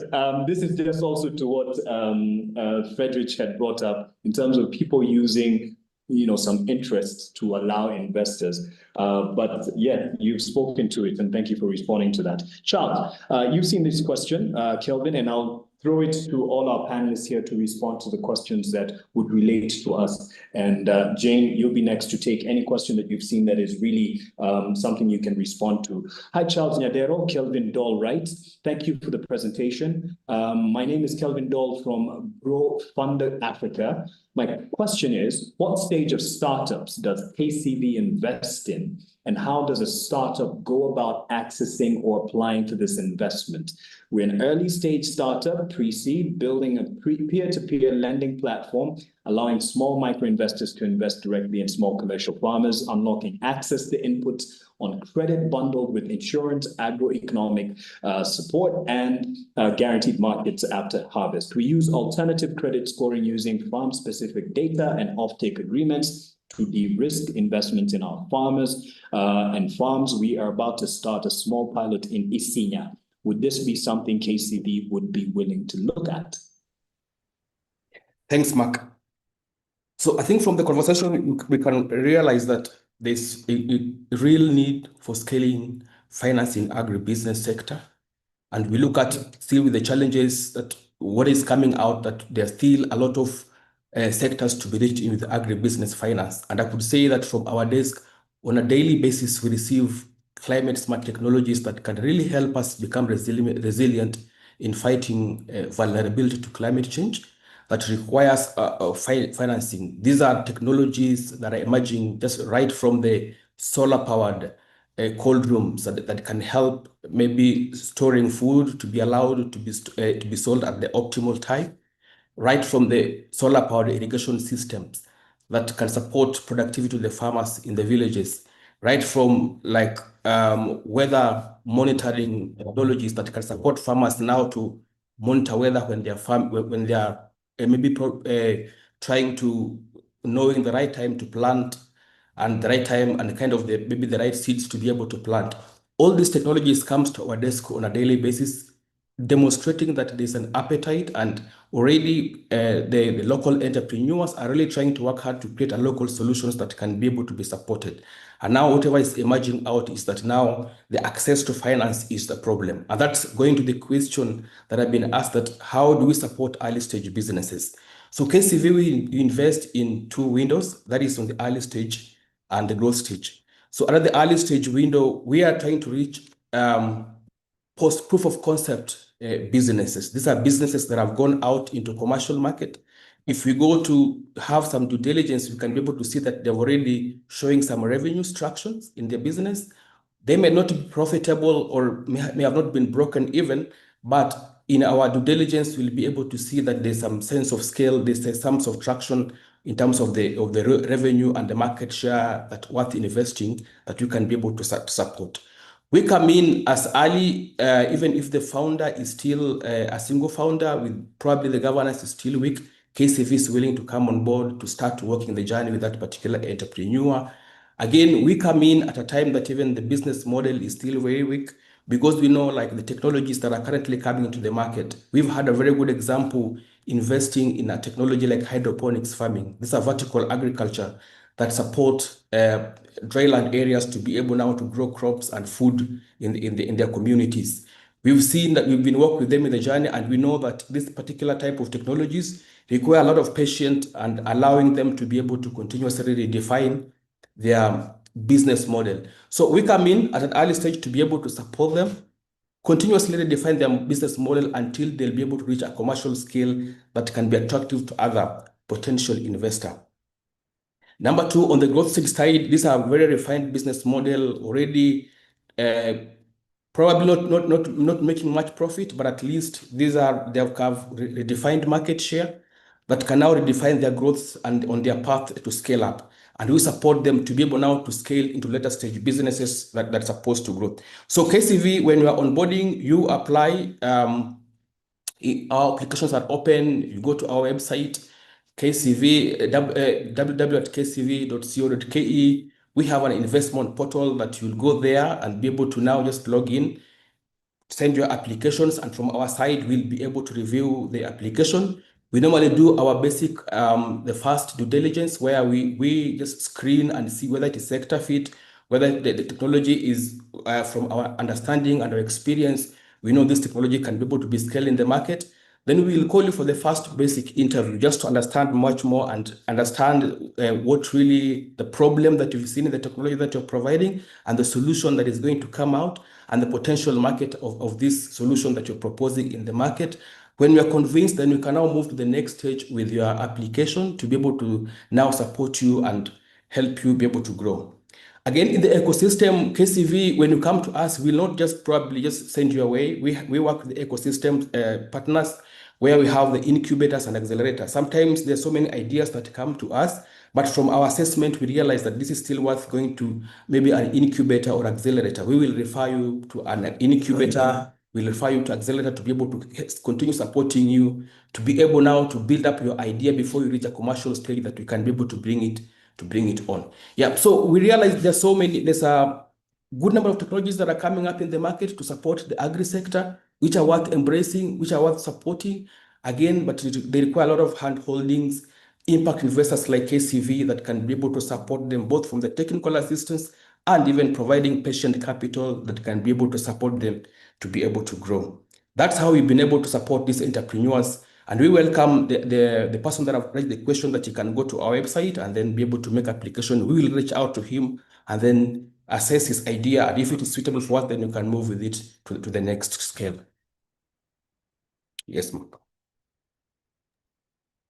Around it's 12:30. We're an hour and a half into it, and we'd really like to have interaction with those who've written in with their questions, really good questions and observations and examples as well that have been given. And you have answered, the panelists have answered in the chat section. Lydia, I know you've interacted, I believe it's with Edward. There's just one question, just Lydia, before I throw it to you, because I know you want to also build up on what you invest in, which would chime in on the question that has been placed across to Charles. Jane, there's a question here really direct to you, and just for clarification, and anything else that you've seen has jumped out to you for the question section. Hi, Jane. Bolton Onyango writes, you mentioned that Exotic EPZ is integrating blockchain technology into its operations. For better understanding, could you clarify how Exotic EPZ leverages blockchain to access finance or insurance? Specifically, Bolton says, how has the integration impacted Exotic EPZ's ability to secure funding or insurance? And what challenges, if any, have been encountered in using blockchain for these purposes? You're on mute. You're on mute. Sorry, Jane, you're on mute. Am I there now? Yeah, good. Yeah, thank you for that question. First, I must say that Exotic, we are very keen to ensure we integrate digital technologies in our operations from sourcing to market. A use case for the question you have asked is that we integrate blockchain to provide verifiable, tamper-proof traceability and transaction records across our supply chain, right from the sourcing from the farms or collection centers to processing to export. So we are using technology to record the transactional data or operational data from farm, collection, processing, and all the way to export. And this is tamper-proof because it's based on real-time data is taken in and recorded, and this is available. So this provides the lenders, particularly the lenders, confidence because it lowers the information asymmetry. It speeds up the due diligence for lenders. When you have information ready that you can show, that provides a lot of comfort to the lenders, and therefore they're able to lend. They can see the inventory, how it moves from the collection centers to the processing chain and to the storage to the exports, and they're able to lend on the basis of any of those levels. So that is what I would say, and of course ensuring that you have very clear contracts from buyers, and the process of fulfilling those contracts are very properly documented. Maybe I can just say that Exotic is ISO 9001 certified as well as FSSC 22000 certified. What does this mean? It means that we have very, very robust systems of managing our food production, right from farm to market. So that is what I would say is key to quicken, the due diligence for lenders, and also to build that to build that lender confidence and to have collateral. All this is still collateral. I must give also an example, for example, for in terms of the sourcing data that we get from farmers or that we take from farmers using the digital tool that we have or the application we have. We are using an application by Intersoft Egos company. You can also look at Heximas.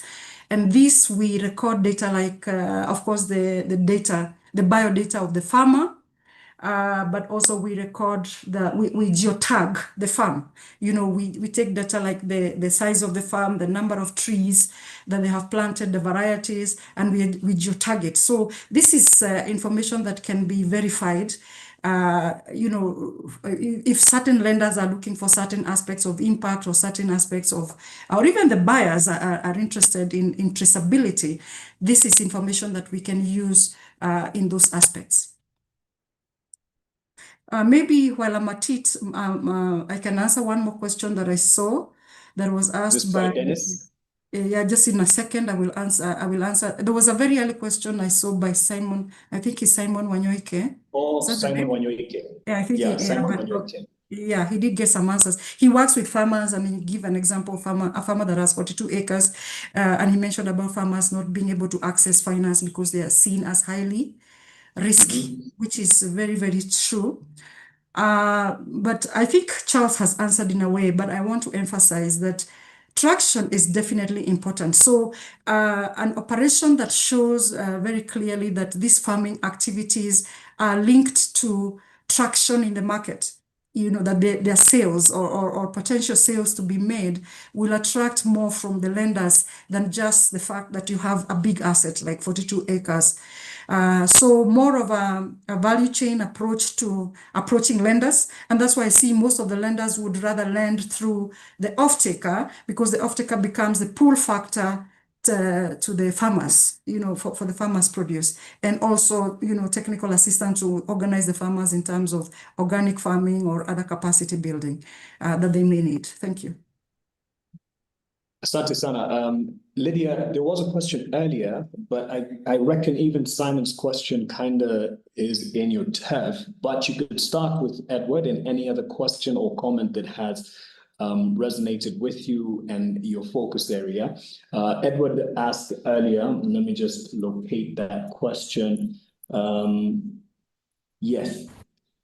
Greetings, I am Jiro Edward from, I believe this is Sophie. I am aware that credit scoring relies heavily on historical transactional and production data in order to assess farmers' credit worthiness. I wanted to find out what systems you currently employ that is forward, future-facing, and how do you input finance farmers and predict outcomes during the season? Or is this incredibly risky as well? Seeing that you are assessing dynamic parameters like climate exposure and farm management practices. Lydia. Yeah, thanks, Mark. So there's two kinds of people who do a sort of credit scoring to be able to lend to farmers. There's the banks directly, the commercial banks directly, who would then require a bit of history, unless they've partnered with, say, a research organization such as CIAT, who would probably provide, say, a loss guarantee, for instance, 100%, and then they probably go lower. But for commercial banks, I think we know that they mostly require a little bit of data points. And sometimes it could even be the historical records that farmers themselves put. And then on the other hand, we have agro-processors, maybe such as Jane, that would like to provide an advance. This usually encourages farmer loyalty. And, in terms of securing, especially value chains that are very fragile, such as avocado, where there's a lot of competition, and like in macadamia, where Jane said there's no competition. So in that instance, as an agro-processor, you still have two options: lend directly, and even if you're coming into the ground from scratch, you could leverage the information where, farmers always know what they will produce. Other processors know how much they paid last year and how much they expect to pay farmers that year. So you can baseline with a similar environment. And then at the same time, I would always recommend have a field team that's on the ground that keeps on assessing, even during flowering, during like crop maturity. Do we still expect the same quantity from these farmers? Are they side selling? So have that real-time information, filling up your credit model to be able to make you have a very, maybe a quantitative decision as to how much you should lend to. Obviously, firstly start small. We've seen a lot of agro processors lose a lot of money by financing farmers themselves. And one other way to mitigate this is also to partner. There's a lot of input providers such as Apollo Agriculture or One Acre Fund that have done this for a couple of years. So instead of you being an off-taker and an input and a credit provider, you could partner with another person, and it could still be a commercial bank. You just have to find somebody else who will guarantee. The commercial bank says this is risky.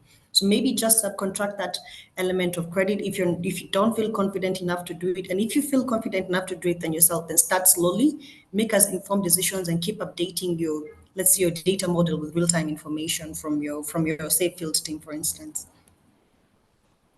Thank you. And there's another one that has been placed there in the chat section. I'll give you a breather just to be able to take it in. Roy, earlier you wanted to respond specifically to a question that was leveled to you, or perhaps a comment. I don't know if it's from a brother in Siaya, but feel free to respond to that and other questions that have been brought your way. And then I'll come to Charles.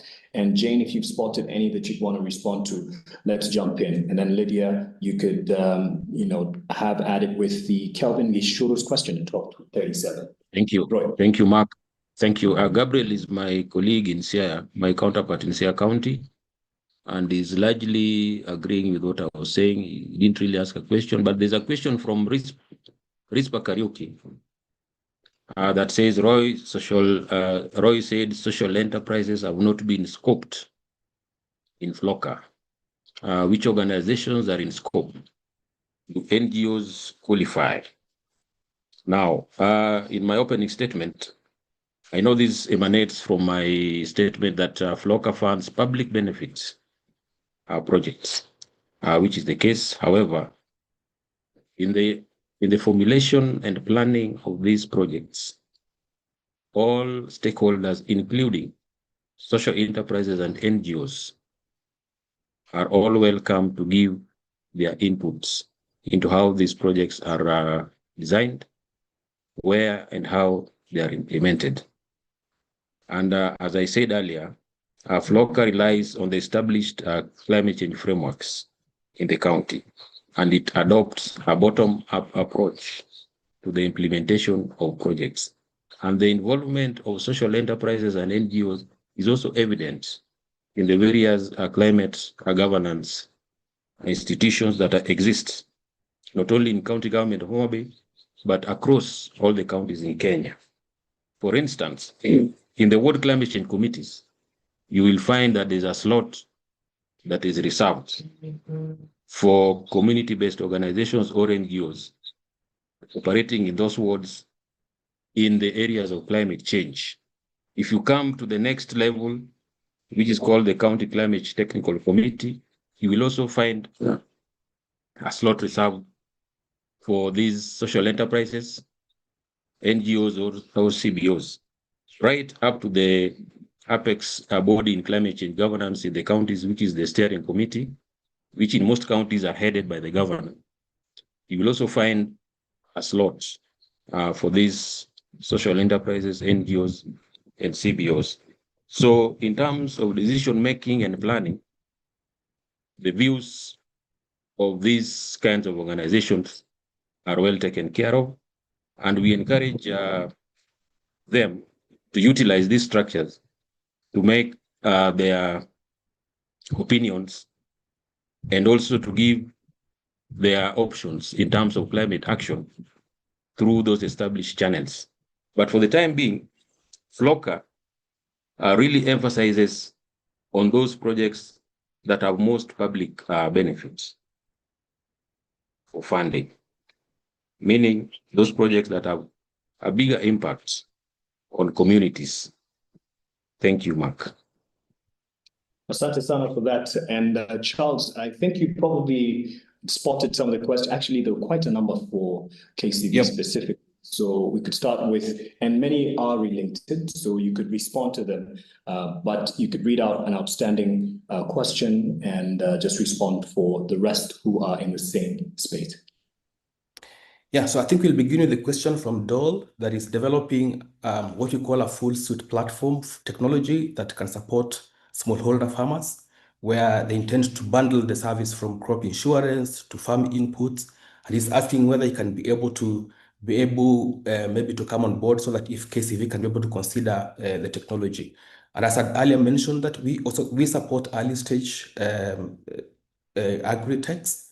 So, and again, from our assessment, we are open as long as they have been able to go out into the market and probably they can show that there's some traction in the revenues. They have not needed to be broken even in their the revenue that they're developing, but at least they've gone post proof of concept. They are technically what we call pre-Series A fundraising. Then we'll be able to support them to be able to access the initial capital to support them now raise like Series A capital. Again, what we target at early stage are people who are raising between $50,000 to around $500,000 just to support them continue building the infrastructure and supporting their operating costs to be able to scale further. So I'll advise Dole that he can go to our website, www.kcv.co.ke, to be able to access our investment portal and be able to again apply, and then we'll be able to assess and understand at what level are they and how we can be able to support them grow further. Again, there's another question from Gishuru that is asking about what's our experience with financing prepayment in smallholder farmers. Again, in agribusiness, there are so many funding models that can work. The only risk probably that, again, maybe my colleagues can, like from Rabo, can say that one of the the risks that normally come out is in prepayment, in financing of like farm inputs, is the risk of side selling of the crops from the farmers. But as long as he can be able to develop a model that can be able to secure the risk of side selling and having farmers that are trustworthy, then it is okay. Commercial banks, I think, have so much tried in trying to support farmers with accessing to farm inputs before the crops mature, which again have worked well. So it's an area that can be explored to continue supporting agribusiness finance by supporting farmers either from like particularly the local value chains, like the maize farming, potato farmings, but still they require some small capital to buy seeds, to buy fertilizers, and to buy even to pay laborers to be able to support them, be able to taking care of the crops before the crops mature and to be harvested. They require capital and they deserve to be supported as long as they build trustworthy and again understanding with the farmers that they're not supposed to side sell their crop. Yeah, so again, I can see a question that is co-shared from Erastus, that he has the intention to connect. And what intention do you have to support and catalyze smart investment in ASAL areas? Again, I had mentioned early from our presentation that KCV has supported hydroponics farming. That is a vertical agriculture that is quite suitable for ASAL areas. We understand the climate in ASAL areas is quite different with the normal climate on the lower side of Kenya, where almost all types of crop can grow and there's enough rainfall that can support growth of any types of crop in the lower side of Kenya. So what we try to implement is that how can hydroponics farming support the local communities to be able to grow food using the vertical agriculture that does not depend on the local weather. At the same time, it uses less water that can easily be available. Even as small rainwater that you can harvest during the rainy season, you can be able to store part of it and be able to support you in growing some crops that can support food consumption and reduce the cost of living in those particular areas. So currently we have worked with hydroponics farming, which is currently based in Turkana, and they have done so much well in the market, and we continue to support them to be able now to expand, and it can be replicated in other parts. Currently, we are in Turkana, and again, the same model can be adapted. If you go to the other side, like the northeastern part, Garissa, Isiolo, all those areas can be able to adapt the hydroponics farming to support the ASL area again from an alternative livelihood, away from relying from being pastoralist as the only sole source of income. Because again, we've realized that pastoralism sometimes becomes very vulnerable. Like for when it comes like during the dry season where there's no pasture, you find that they're struggling to keep their livestock. So what is alternative livelihood can they be able to come up with? And that's how we were able to support hydroponics farming, to be able to support the local communities, adopt alternative livelihood that can support their food production. So yes, Erastus, we're supporting hydroponics farming as one of the alternative ways to demonstrate to the ourselves that there are other alternative ways that they can be able to adopt for food production and making their lives of the communities better. I think, Mark, those are two questions that I can still see for our side. Hey, Charles, and the questions indeed are coming in. I see Simon, if indeed we are running out of time because we have 10 minutes to go, and you see a question directly addressed to you, you can respond in the chat section because some of them have already had questions earlier and we have responded. And as you've always said, you've been responding, people can go to the website. We all have an opportunity to drop our official email and contact channels to our participants here where they can reach out for further indulgence and communication. To Lydia, there was an earlier question here by, I think it's Gishuru. Yes, Kelvin Gishuru. And also a comment on our YouTube channel, which is also live, just a reminder. Kelvin Gishuru writes, "Hi Lydia, thank you for the presentation. What is your view and experience with implementation and financing of prepayments to smallholder farmers? This is aimed at supporting procurement of agri inputs." Yeah, thanks, Mark. So inputs can be in form of seedlings, fertilizers, etc. So in my experience, I think the first one was when we provided seedlings in the avocado processor that I was working for. And since the farmers were part of a program, we contracted them, we trained them ourselves, we certified them, basically maintained the entire program on our expense.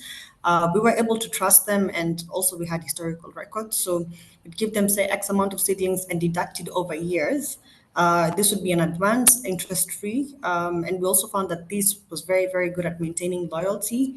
And at the same time, it also helped us to secure, sufficient quantities to be able to meet our market. When I also worked for an ag input fertilizer company that provided loans to Creditia, we did see some challenges, especially with recollections, and this meant that sometimes when you give farmers a loan in form of fertilizer or seeds, they're not able to repay it because they don't have any output. This was mainly due to climate-related issues, and for this we did have insurance. So I really like the person who asked the question on insurance, which was very, very sufficient in encouraging farmers to put something on the ground, but also for investors to be able to fund these farmers. So insurance is very, very key in terms of if you're going to think of credit, giving credit for inputs. So yeah, generally those are the two comments that I would have. Try to have insurance and also try to have a loyalty program to encourage farmers to keep coming back to you and to encourage them to plant more. Yeah. Asante sana. So sorry, I may have missed that. I was just trying to get the attention of Jane in terms of the next, if there's anything that has jumped out for her in the comment section. There was that quick comment there. Maybe you have addressed it, and this is on the YouTube channel. And you'd said you'd probably just make a mention on it. Farmers are guaranteed markets. Very important to be able to know that what you have planted has ready markets. That was by Mark Atingi. Yeah, I haven't addressed it actually. Oh. All right. Do I plant macadamia? Do I plant avocado? And my answer is always the same: is where are you taking it? At the same time, there's also discussions on what did we used to plant traditionally, instead of having macadamia or having avocado just as a commercial crop. There's a balance of what have you been planting for the last 100 years, because it affects your nutrition, it affects your decision as a farmer to be proactive on your farm. But indeed, it's very, very important, especially if you're going to go large scale, to make sure you have an off-taker. And you can plant anything, but if you don't know where the market is, and it doesn't even have to be sometimes export, it can even be a local market. It could be something people are trying to go back, let's say, to cassava or sweet arrowroots, and and the margins will still be there. But before you make an investment, an intentional investment as to what you're planting, very, very important to know where you're taking it. Talk to other farmers. People have knowledge. Back to Jane's point as to where people would always go like, this buyer wants X amount, and I myself or this group of farmers alone cannot supply these buyers. So people will give you that information for free. Sometimes it's really it's a perceived competition, and there's really no competition. We cannot supply as much as some buyers would need. So yeah, to reiterate, make sure that you know where you're taking your investment before you even put anything on the ground.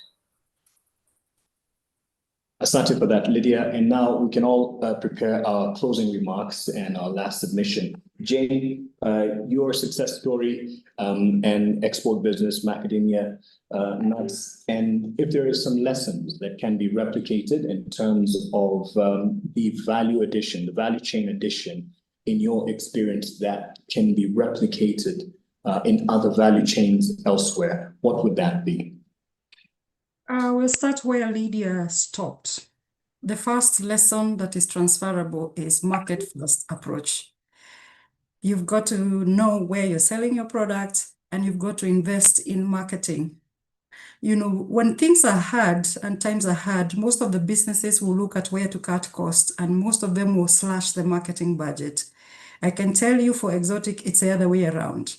When times start proving difficult and markets are not behaving well, we invest in marketing. And that happened in 2020 during COVID, and we were hit very strongly as far as market is concerned. We invested there and were able to grow 3x the following years that followed. So market first. The other thing is, of course, what you have mentioned, value addition builds resilience. So we are not going to really operate from just raw materials and just at the farm level kind of operations. We need to look into value addition to the utmost that is possible, because that's where you capture margins and you capture resilience. That cuts across all agricultural value chains. The aspect of aggregation and quality control. So in terms of economies of scale, because most of our farming activities is smallholder based. So very important to invest in aggregation and collecting and grading at farmer level in order to ensure consistency and reduce the spoilage that may happen to crop. Finance, which was the topic of today, being a very, very key input into business and an enabler of business. It's about financiers matching instruments to seasonality. So whether we are talking about letters of what do you call it? Letters of intent. We have seen financiers that lend Exotic on letters of intent, which is tremendous, like the likes of Rabobank, the Common Fund for Commodities. So whether it's invoice financing, working capital financing, we need a combination, in short, of types of instruments to de-risk agriculture. So my advice is very simple and straightforward as far as finance is concerned, and financiers and lenders and investors. It would be great to design finance around the realities of agriculture or agribusiness, not the other way around. The agribusiness itself trying to, structure itself around the financing instrument. So that means long tenors and grace periods would be considered, which will align with the agricultural cash cycle. Risk sharing facilities that will absorb the climate and market shocks so that banks can confidently lend. Banks have a lot of money, but they need to be confident to lend into this sector of ours. And therefore, the credit guarantees and others forms of risk sharing facilities would be really welcome. So blended finance has already been talked about. Concessional capital is extremely important. Patient capital is extremely important. And lastly, I would say, just as a last point, grants. Grants can be enablers or destroyers of a well-intended initiative. So grants and donor funding, we should ensure that it's not going to displace private sector businesses. So for example, channeling grants to NGOs to deliver commercial services is a no-no, because that definitely is going to kill private sector. So that said, there is a lot of room for growth in the market and for investing in this very, very investable sector, which is agriculture and agribusiness. Thank you very much.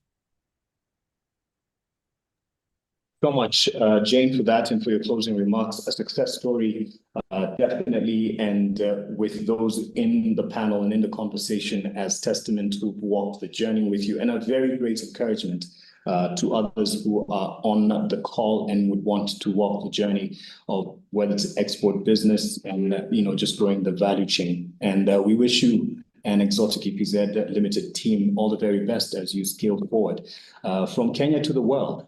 So asante sana for that. And to you, Roy, as a last comment, you've seen some of the questions and the comments, but wholesomely, as we conclude, the opportunities perhaps that you've seen of climate smart practices that you feel there's a great opportunity to be taken advantage of there. To you, Roy. Thank you, Mark. I'd like to say the conversations have been informative and very educative. Now, as a concluding remark, I would like to mention that we need to build on the successes of FLOCA and now scale it up to also include private players and more specifically to act as a de-risking tool for investments in the agricultural sector. Like I said earlier, FLOCA could be leveraged as co-funding for private-public partnerships so that it forms part of the capital investments into these projects. One, encourage investments from the private players, and two, to also encourage those farmers who would like to make capital investments so that they're at least assured of a return on investments and or some insurance in case of unforeseen losses or circumstances. Secondly, still on the issue of the risking investments in agriculture, I would like to say that we need to give more access to risk management systems like insurance for crops, that is the index-based crop insurance and livestock insurance. These services currently are not widely accessible to our farmers, but they are there in the markets. So all that needs to be done, some effort has to be put to enable people in the counties, not only in Homa Bay, to access these services. Again, there are opportunities that we've spoken of. For instance, those are available in the fisheries and the blue economy sector. We've talked about the challenges that are faced in those sectors, and this gives an opportunity to those investors who may want to come in and invest in these various sectors to come in and take advantage of the opportunities that are available. So I'd say Homa Bay has put up an institute for encouraging investments in all sectors in the county. A good example is how we did our new county headquarters. And that was a public-private partnership where using the established CPF pension funds to secure for us a loan to enable us put up that county headquarters. The same can be used in the agricultural sector. So the investors are welcome to Homa Bay to discuss these opportunities. And finally, given the lessons learned from engaging communities, I would just want to say we need to build on that and encourage robust community engagement in the formulation, implementation, and even monitoring, including reporting on climate actions. Thank you very much, Mark.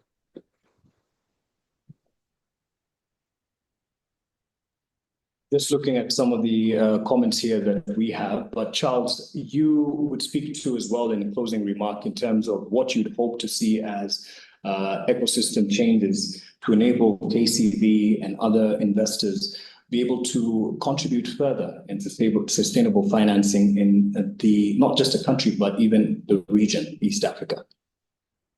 Thank you.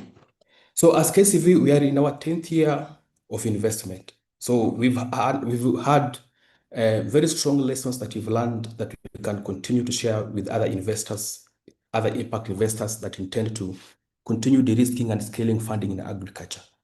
But the three things that I could share, number one, is that let's continue adopting the blended approach We will not deliver the constitutional capital that James talks about if we still like probably separate work in silos, where there's a team that are providing grants and there's a team that wants to provide private capital in the market. We can work both the DFIs, the philanthropic institutions, the foundations, and the commercial capital providers that can come together to be able to develop tools that can help us able to scale and reach more hard to reach types of businesses that are available in the market. We've done well in some other sectors, like now the macadamia, but there's still so many other value chains that we're still leaving behind that still require a blended approach to be able to scale the funding in those particular sectors. Number two is about tools. Tools are currently available in the market. We've had crop insurance being mentioned. We've had grants being mentioned. We've had convertible debts being mentioned. We've had guarantees being mentioned. All this tool is that how can we blend them? How can we work together to be able to make these tools continue working in agribusiness and help us now scale and improve access to finance in this to agribusiness. The number three is that we still need to be patient with agribusiness. There's some value chains that still require a lot of patient handling, patient capital, being prepared to invest on a longer period to be able to help them manage the business risks that are emerging from those businesses, to be able to become investor ready and be able to scale and even access a bigger part of capital that they require to scale in the market. Currently, KCV, out of our experience of 10 years, we are now scaling our funding. We have already invested in 20 portfolio companies that are currently managing, and we're now scaling, now raising the first fund of $25 million fund that just to support scaling impact investment, scaling investment in agribusiness to be able to have so many agri technologies to be able to access capital and support them to grow and shine the way we can now see Exotic is now able at least to give a testimony that they've been supported by impact funds and they'll be able to scale and looking forward to more growth. Thank you. Charles, I can't let you go without responding to what Simon Wanyoike, and you can do that very briefly because you've called on patience to grow money. Simon says, and thank you, Jane, for bringing it to my attention. Once you get a business proposal, that is to KCV or pitch deck, how long on average does KCV take to communicate back? Great. Yeah, so in our investment approach, traditionally, we would like to invest in business that we understand better. So we take time to understand you better. That's why from the time that we receive your applications, we work with you a different journey from doing the first screening, doing the second call, visiting your business just to understand how you operate, the level and the stage where the business is, the potential and the scale of impact and even commercial growth that we can have. All this sometimes it's a conversion that can run between 4 to 6 months, depending on how now the entrepreneur is cooperating. If it's an entrepreneur that is they've reached a stage where everything is well organized, then it can be shorter, up to 4 months. We've already done our due diligence, completed our work on investment, we're moving to the next stage. But if there are a lot of some technical assistance that we need to work with you to support you to be able, it sometimes normally get longer than maybe than 4 months as we anticipate. Asante, and that's a perfect also opportunity for now Lydia to respond in closing remark. I don't know, we mentioned earlier, Rubber Foundations having this very thorough process from pre-investment assessment all the way to following through, and even years, you could come back 3 years just to see the growth. As you respond to a similar question, how long it takes once someone approaches you and as you close, Lydia? Yeah, thanks, Mark. I think I'll start with that one. We probably take longer than KCV, to be honest, but I will still echo the same words. It's very much dependent on, let's just say, how professionalized the business is and how much experience they have. Even when I was on the other side, when I did my first due diligence, it was nerve-wracking, but every other subsequent one was much easier. So experience really, really helps here.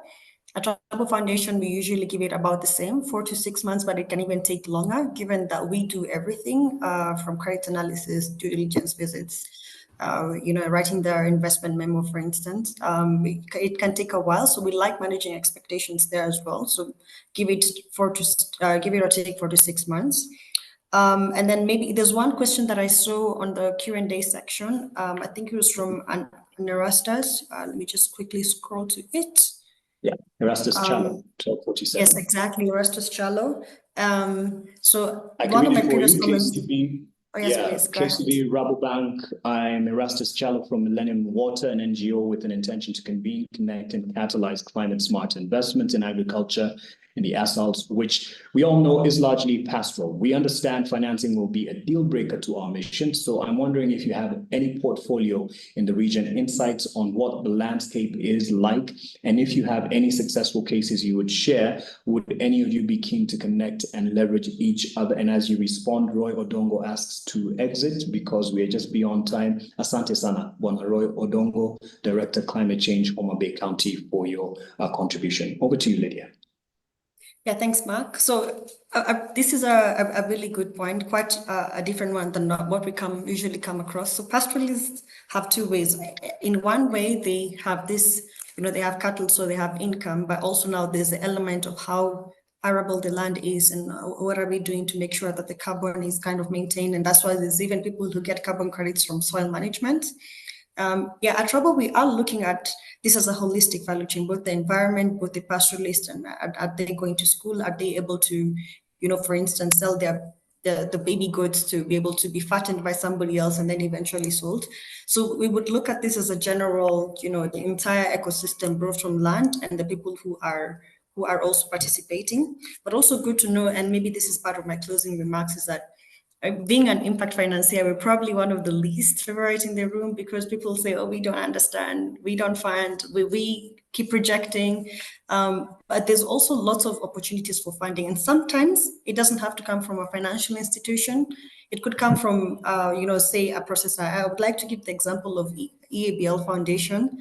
Actually gives grants to people who are very good at water management. In this instance, if you want to really invest in water management and you do have like value chains such as barley or sorghum, one of the things that they take for their production of beer, they could assist you in terms of knowledge and also technical assistance. So in as much as, yes, impact funders, we are also governed from our sources of funding. So we would, for instance, the way I said, we would not directly fund farmers. We would not directly fund you if you don't do food and agri. And we are also mandated to do that. That's just what we have to do. But there's also many other options. And as long as you just start by professionalizing your business, try to have that pitch deck as simple as possible and, work to improving our financial model and a business plan. And then just try to get your first run. Again, I'll repeat that. After the first one, everything else becomes easier. And maybe Jen, I wish Jen could echo me here. But based on my experience, after the first run, the rest is kind of, less hectic. It's very easy and fast. I can Yes. very easy and fast. So after the first preparation of your business plan and your pitch, and you have organized your business and your records and documents are ready, and you've gone through the first, it happens very, very fast with Rabobank. Thank you. Yeah. Thank you, Jane. So and maybe to other finance developing DFIs, basically products. It's maybe this is not just to DFIs, also to banks. Sometimes what we miss is, for instance, we want to force a trade finance product to an exporter, and sometimes it doesn't work. But we also need the feedback when this product doesn't work for you. A USD loan doesn't work for you because you live in Kenya or Zambia, for instance, where the currency depreciation is a major thing. Please have the confidence to just tell us this doesn't work, because it's also our role to develop a product that works for you. So I think with that, I will, give it back to you, Mark. Thank you. At least for the first, you have encouraged someone like Simon Wanyeka, who's asking, is there a way funders can improve on the timeline? 4 to 6 months is very long. The business opportunities get lost very fast. You've heard the reassurance from Jane, at least the first one, as long as you align everything and it's set, after that, it becomes easier and faster. So I hope, Wanyeka, you have some encouragement there. Thank you so much for those who've responded, saying and appreciating the conversation. Johnson Warutumo, we have Jafet Wesonga with the comments that they're in, and the communication and the networking continues. Some of us have had to drop off the call. Roy Odongo, Director Climate Change, Homa Bay County, was on earlier, and we appreciate his contribution. Thank you, Lydia Njeri, Impact Finance Manager, Rabobank Foundation.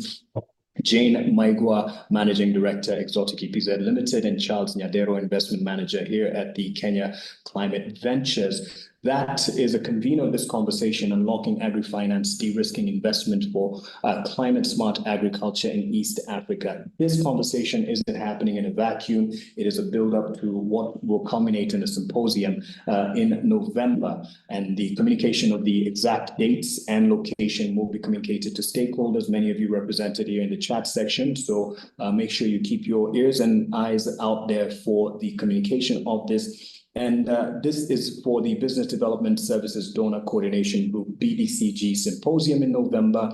And that is also very much supported in the backbone being the Micro Enterprise Support Program Trust that is MEST, which serves as the Secretariat for BDCG, coordinating network activities, mobilizing members and convening flagship events, including the annual symposium. That's coming up. These insights will be utilized to go into the conversation in that symposium. And I'd like to appreciate the presence of Rebecca Amhoye, the CEO at MEST, who's also been following the conversation, perhaps taking notes, I don't know, but salamu kwako, Rebecca. And also to one of those who are under the BDCG member organizations that Kenya Climate Ventures is also part of, and that is the HIFA International, which Clarice Kionge has been present for and following the conversation as the interim county director. Habari kwako pia to Clarice and also Rebecca Amkoye and the rest who've also been here.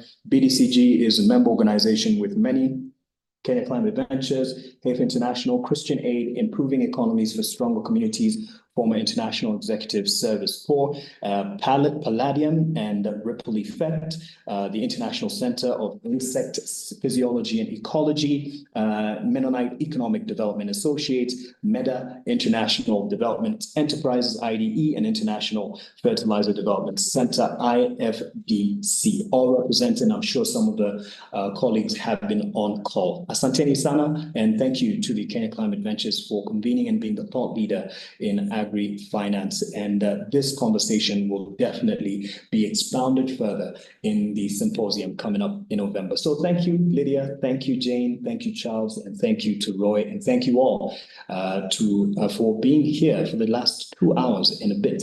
Have yourselves a good day. And this will be posted on the KCV YouTube channel and on our official platforms online. So have yourselves a good afternoon. Asante.